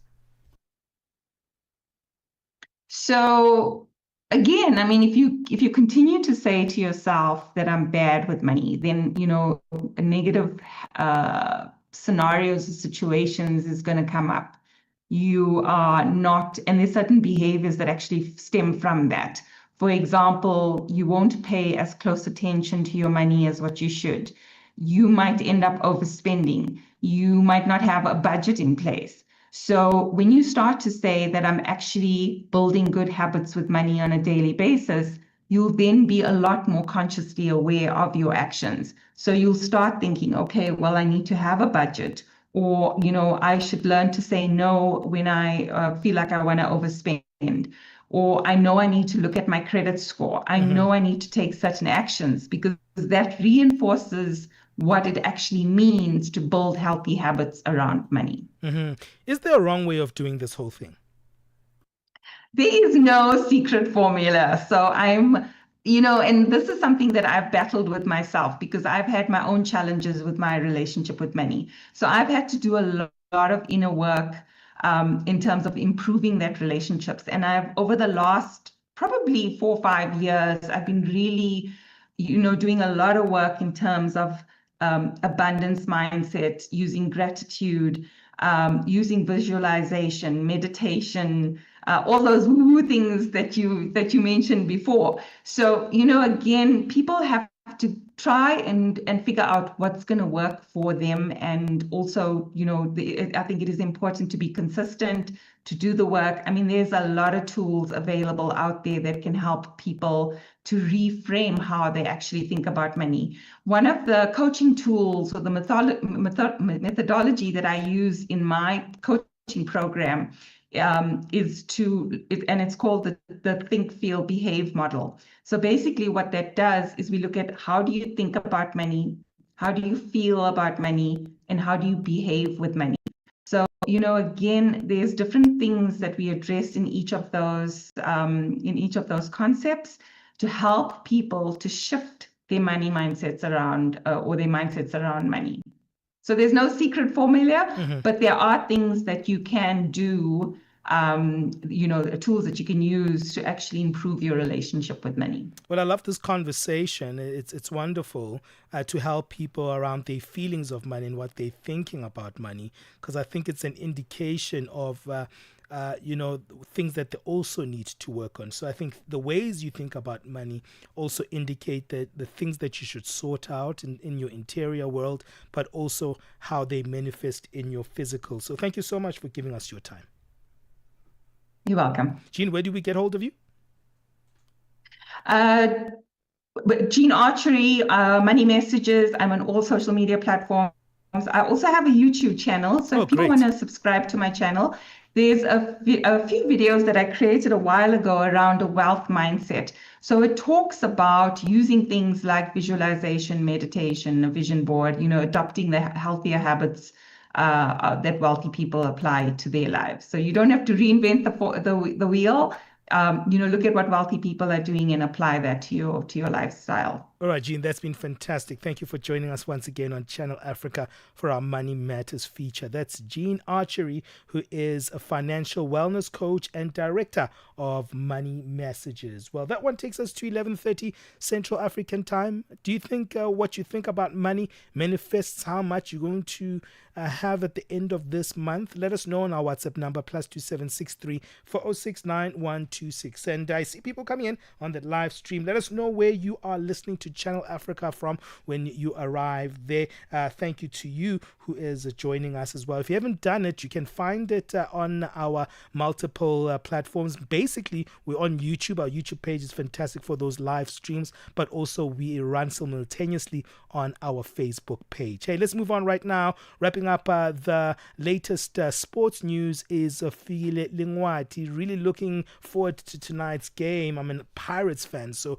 Orlando Pirates is going to be missioning tonight, so looking forward to that one. But let me not be biased. I'm sure File Lingwati will give us a diversity of news when it comes to sports.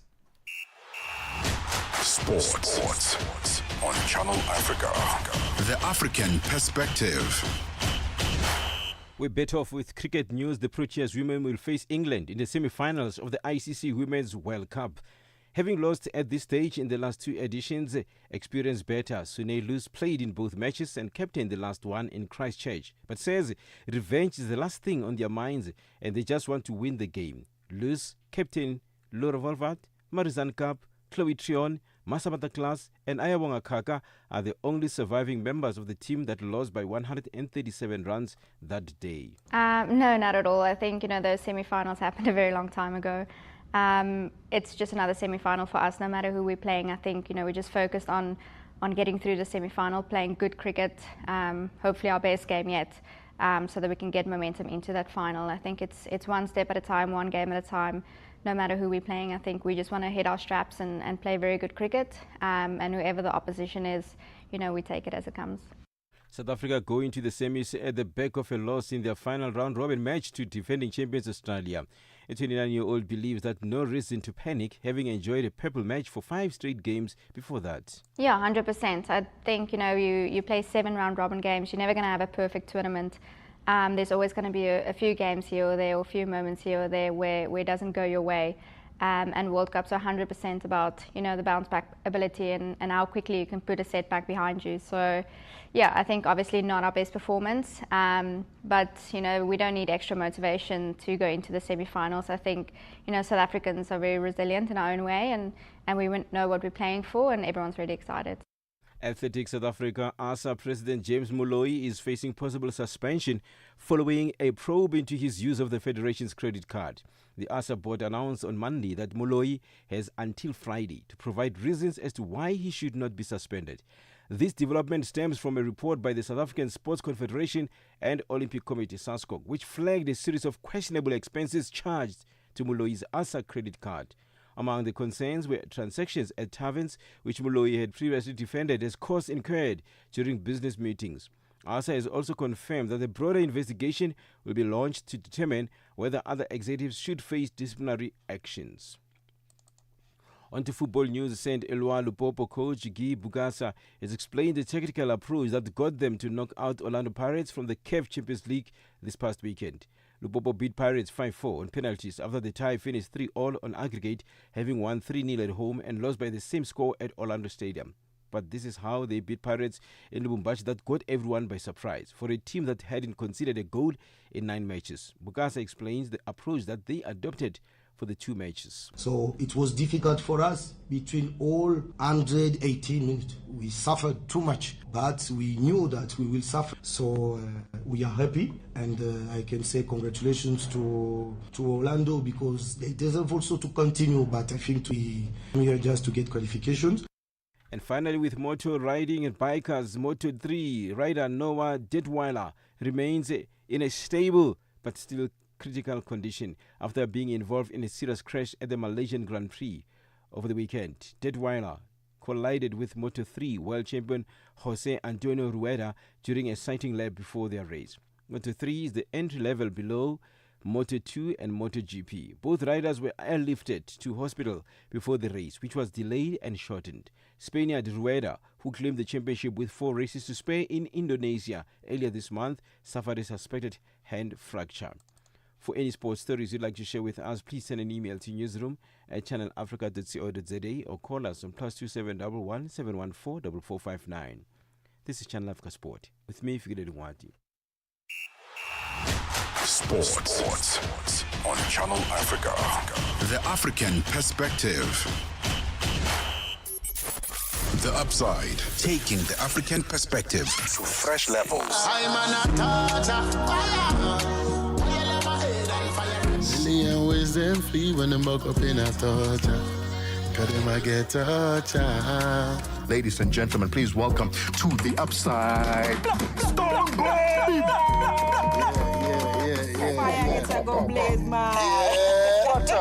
More fire. All things that torture. That's the name of the album. You know, torture literally means that someone who bears a torch, like a torcher, like not T-U-R, but T-O-R-C-H-E-R. So like it's a Statue of Liberty holding a torch, like keeping it burning, you know what I'm saying? Like it just implies the fact that we have to inspire one another. We have to tell it through the music and reach out to the people to know that, listen, you got light inside of you that has to bend. You know what I'm saying? Like keep it burning, like don't let nobody dim your shine. The Upside, live and real. It's dynamic. All right, let's also wrap up the business news for the morning. Tabiso has that for us. Business news on Channel Africa. The African perspective. Thanks, Benjamin, and good morning. South Africa's President Cyril Ramaphosa has arrived in Bern, Switzerland, marking the 4th stop in multi-nation diplomatic tour aimed at strengthening South Africa's global trade ties.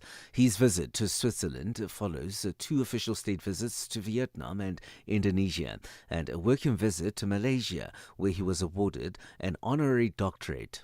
The presidency underscored Southeast Asia's growing influence as a trade bloc, emphasizing South Africa's need to deepen engagement in the region to unlock new market opportunities. In Bern, Ramaphosa is being hosted by Swiss President Karin Stella-Satter for a state visit focused on expanding bilateral and investment trade. Economist Iraj Abedian says South Africa's removal from the Financial Action Task Force's grey list is a step in the right direction, but a lot more needs to be done to maintain its status. It emphasizes that government has worked tirelessly to address all the deficiencies reflected in the 22 action item plan agreed between South Africa and FATF. The global financial crime watchdog placed SA on the grey list in 2023, citing the country's failure to comply with international standards around the prevention of money laundering and terrorist financing. Abedian says that there now needs to be a clamping down on corruption, and those found guilty must be held accountable. The police, we're now learning, is rife with corruption. The National Prosecuting Authority has been quite incompetent. We've seen lawyers and real estate agents using their vehicles, such as buying property in Camps Bay, as an opportunity to launder money for some of the richest people on the continent. The South African Informal Traders Forum says it's disappointing that the city of Johannesburg keeps on requesting postponements in its legal battle with the Socio-Economic Rights Institute over forcible removal of informal street traders from the Central Business District. The matter, which was supposed to be heard before the Johannesburg High Court today, has been postponed to Friday. The forum argues that the removal is a violation of the informal traders' right to trade, while the city cites it is enforcing bylaws. Brian Pallo is the forum's general secretary. No. How can they conduct a clean-up campaign and remove people who are trading legally so? Our members that we are representing in court, they didn't allocate themselves there. They were allocated by the city of Johannesburg. They've got a contract with the city of Johannesburg. They are paying rentals on a monthly basis to the city of Johannesburg. The International Monetary Fund has held productive talks with Malawi's new government during its annual meetings in Washington this month. This as the Southern African country looks to secure a new lending program. Malawi's last IMF program was terminated in May after it failed to restore macroeconomic stability. The head of the World Trade Organization has called for reforms for the institution, citing its consensus rule whereby members have to agree unanimously to clinch new trade deals. Director General Ngozi Okonjo-Iweala says that the system cannot be complacent. She says that they need to reform some of the ways they do business, particularly on consensus decision-making system, which is practiced as unanimity. Everyone has to agree, saying it slows down the decision-making process. $1 in Nigeria is trading at 1,459 naira. In Botswana, it's at 13.71. Kenya, 128 shilling 26, and Zambia, 22 kwacha 3.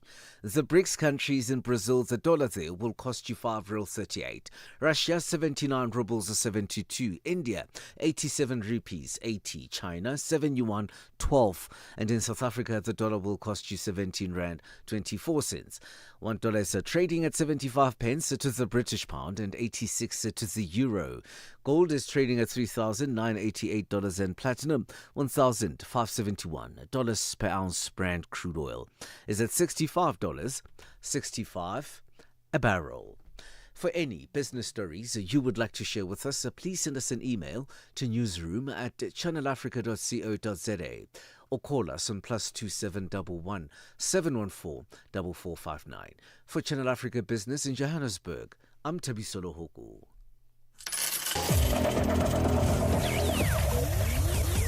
Business news on Channel Africa. The African perspective. We are on Open Views Audio Bouquet. Channel 628.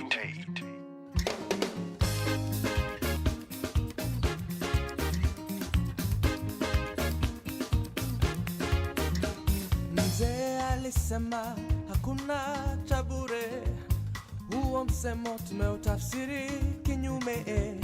Hata shule kuingiza mtoto lazima utoe mchoto. Kupata simu ni bala, road license bei nafuu utanunua. Kupoteza ID ni mashaka, twarudisha jamhuri yetu nyuma. Nchi ya kitu kidogo ni nchi ya watu wadogo. Ukitaka chai ewe ndugu, nenda Limuru.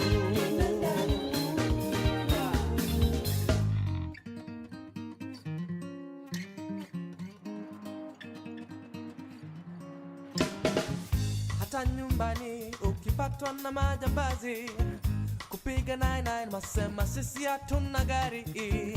Lete 5,000 ya petroli, zaidi ya utumishi. Mahakamani hela ndiyo haki, kwa 1,000 mshtakiwa ndiwe mshtaki. Utajiri huwa ushahidi, twarudisha jamhuri yetu nyuma. Jamani, nchi ya kitu kidogo ni nchi ya watu wadogo. Ukitaka soda ewe inspector, burudika na Fanta. Nchi ya kitu kidogo ni nchi ya watu wadogo. Ukitaka chai ewe mama, nunua Ketepa.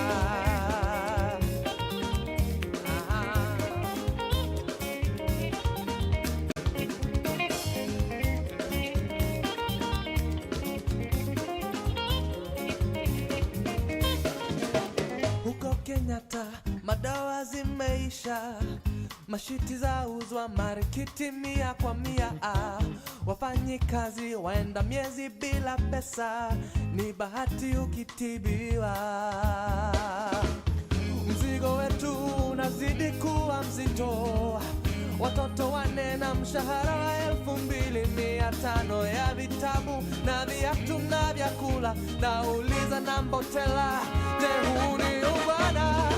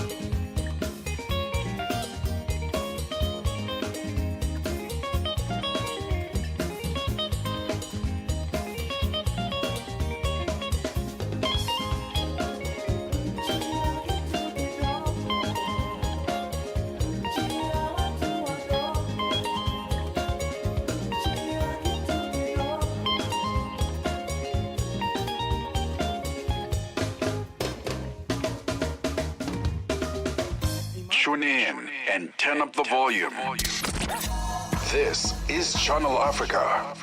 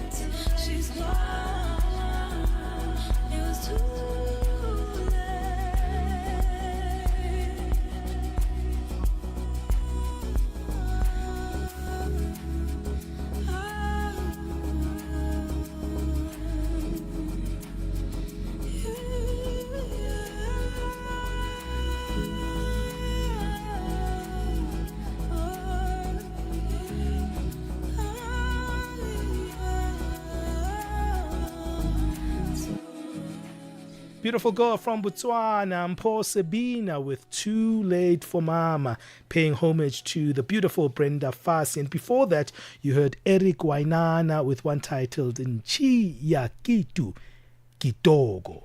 Takes us to 11:50 Central African Time. Lulu is already in the building, setting things in place for what's coming up in the Africa Update from midday Central African Time. That's where you get the latest news on what's happening in Africa. So stay with us. She'll give us a little bit of an update later.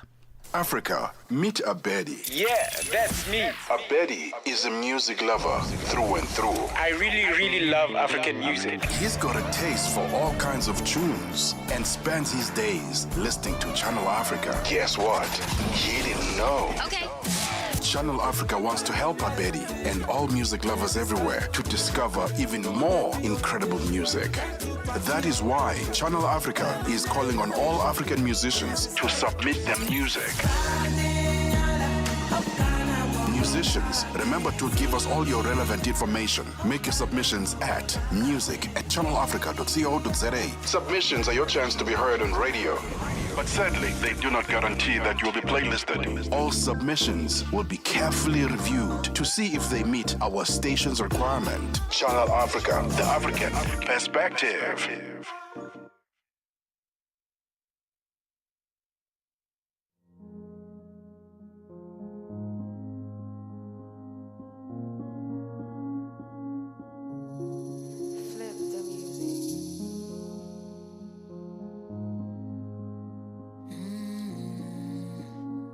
Benjamin Moshatama and Palisatau on the move. What you find, what you see is what you did to me. I don't believe in love, don't believe this would ever work out. If you wanna fight, fight me, don't call me, just let me be, let me be. You left me in bondage, now that I'm free, you wanna tie me up again. Oh, ho, ho, ho, ho, it's another December without you. Life goes on, no, but what I wish that I could say it all. Somebody pinch me from this sleep, 'cause I wanna end it all. I don't know how my come say. Congratulations, you won. If I could love you, I would love you right away. But then you locked me up and threw the keys away. For all the times I was in pain, you paid for it. And the law of karma will deliver this for me. Ho, ho, ho, ho, it's another December without you. Life goes on, no, but what I wish that I could see it all. Somebody pinch me from this sleep, 'cause I wanna end it all. I don't know how my come say. Congratulations. If I could love you, I would love you right away. But then you locked me up and threw the keys away. For all the times I was in pain, you paid for it.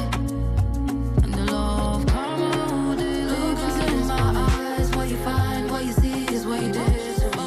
I don't believe in love, don't believe this would ever work out. If you wanna fight, fight me, don't call me, just let me be, let me be. You left me in bondage, now that I'm free, you wanna tie me up again. Oh, ho, ho, ho, ho, it's another December without you. Life goes on, no, but what I wish that I could see it all. Ho, ho, ho, ho, it's another December without you. Life goes on, no, but what I wish that I could see it all. Hey, that's Giaki with one titled December. December is around the corner, isn't it? It feels like the year's gone so speedily. I mean, we need a bit of a pause. Slow down, 2025. Where are you going? Where are you going? Well, that is how we wrap up On The Move today. We've got Lulu Kapoor joining us now in studio to give us a bit of a taste, a snippet of what we can expect from the show, The Africa Update. Lulu Kapoor is a fashionista, and today she looks like she just walked off the streets of New York. Welcome to Johannesburg. You know, in the hood, launcher. That's exactly what Benjamin's doing to me. One launcher. Well, it's a happy Tuesday. How are you doing, Ben? Hey, I'm good, Lulu. You know, I guess we called it. A lot of analysts called it. Paul Biya is in for an 8th term in office. Wow. Yeah. How old? 80-something? 92. 92. Yeah. Oof. Yeah, it says a lot about us as Africa. And then Ouattara also in for another term in office. Cameroonians were protesting when they were out in the streets in South Africa as well. It looks very dangerous out there. It does, but we'll unpack exactly how this is all now unfolding, what the expectation is. Are there going to be appeals? Are there going to be court cases? We're looking forward to unpacking all of that. And then also, today, basically, we look at Sudan as well. There are reports of intensified fighting in Al-Fashir in the Darfur region of Sudan. It's also a big story. That's where there is continuous unrest, a lot of refugees, a lot of, they've spoken of a lot of young people, especially women and children, with a lot of hunger issues. There's a crisis there, and it's not ending, and nobody seems to be able to quell the tensions and bring stability in that region. Kenya also in the spotlight. Lobby groups in Kenya calling on the Ugandan government to show proof of life of 2 activists who disappeared in the beginning of the month in the capital, Kampala. Wow. Kenya. What has happened to Kenya? Yeah. It's seemingly every couple of months there are issues, every human rights issues, if it's not media issues, media access to information and so on. There's a lot happening in Kenya. We're going to be speaking to Alex Kairi. He was here a few months ago just to unpack exactly what has happened and what they're going to do about the crisis that the people are facing on the ground. All that and more. Zimbabwe also in the spotlight. So there's a lot happening on the African continent. And whether we have solutions and the right solutions is another question. Yeah, we're looking forward to that, Lulu. Keeping us updated on these matters. Speaking about Kenya, I mean, it was one of the strongest democracies on the African continent. To seeing those principles of democracy declining, it's really, really worrying. But we'll get all that and more from Lulu Kapu. Stay with us right here on Channel Africa. This one is titled Away, featuring Casper Nyovest. I'm out of here. Till next time, God bless.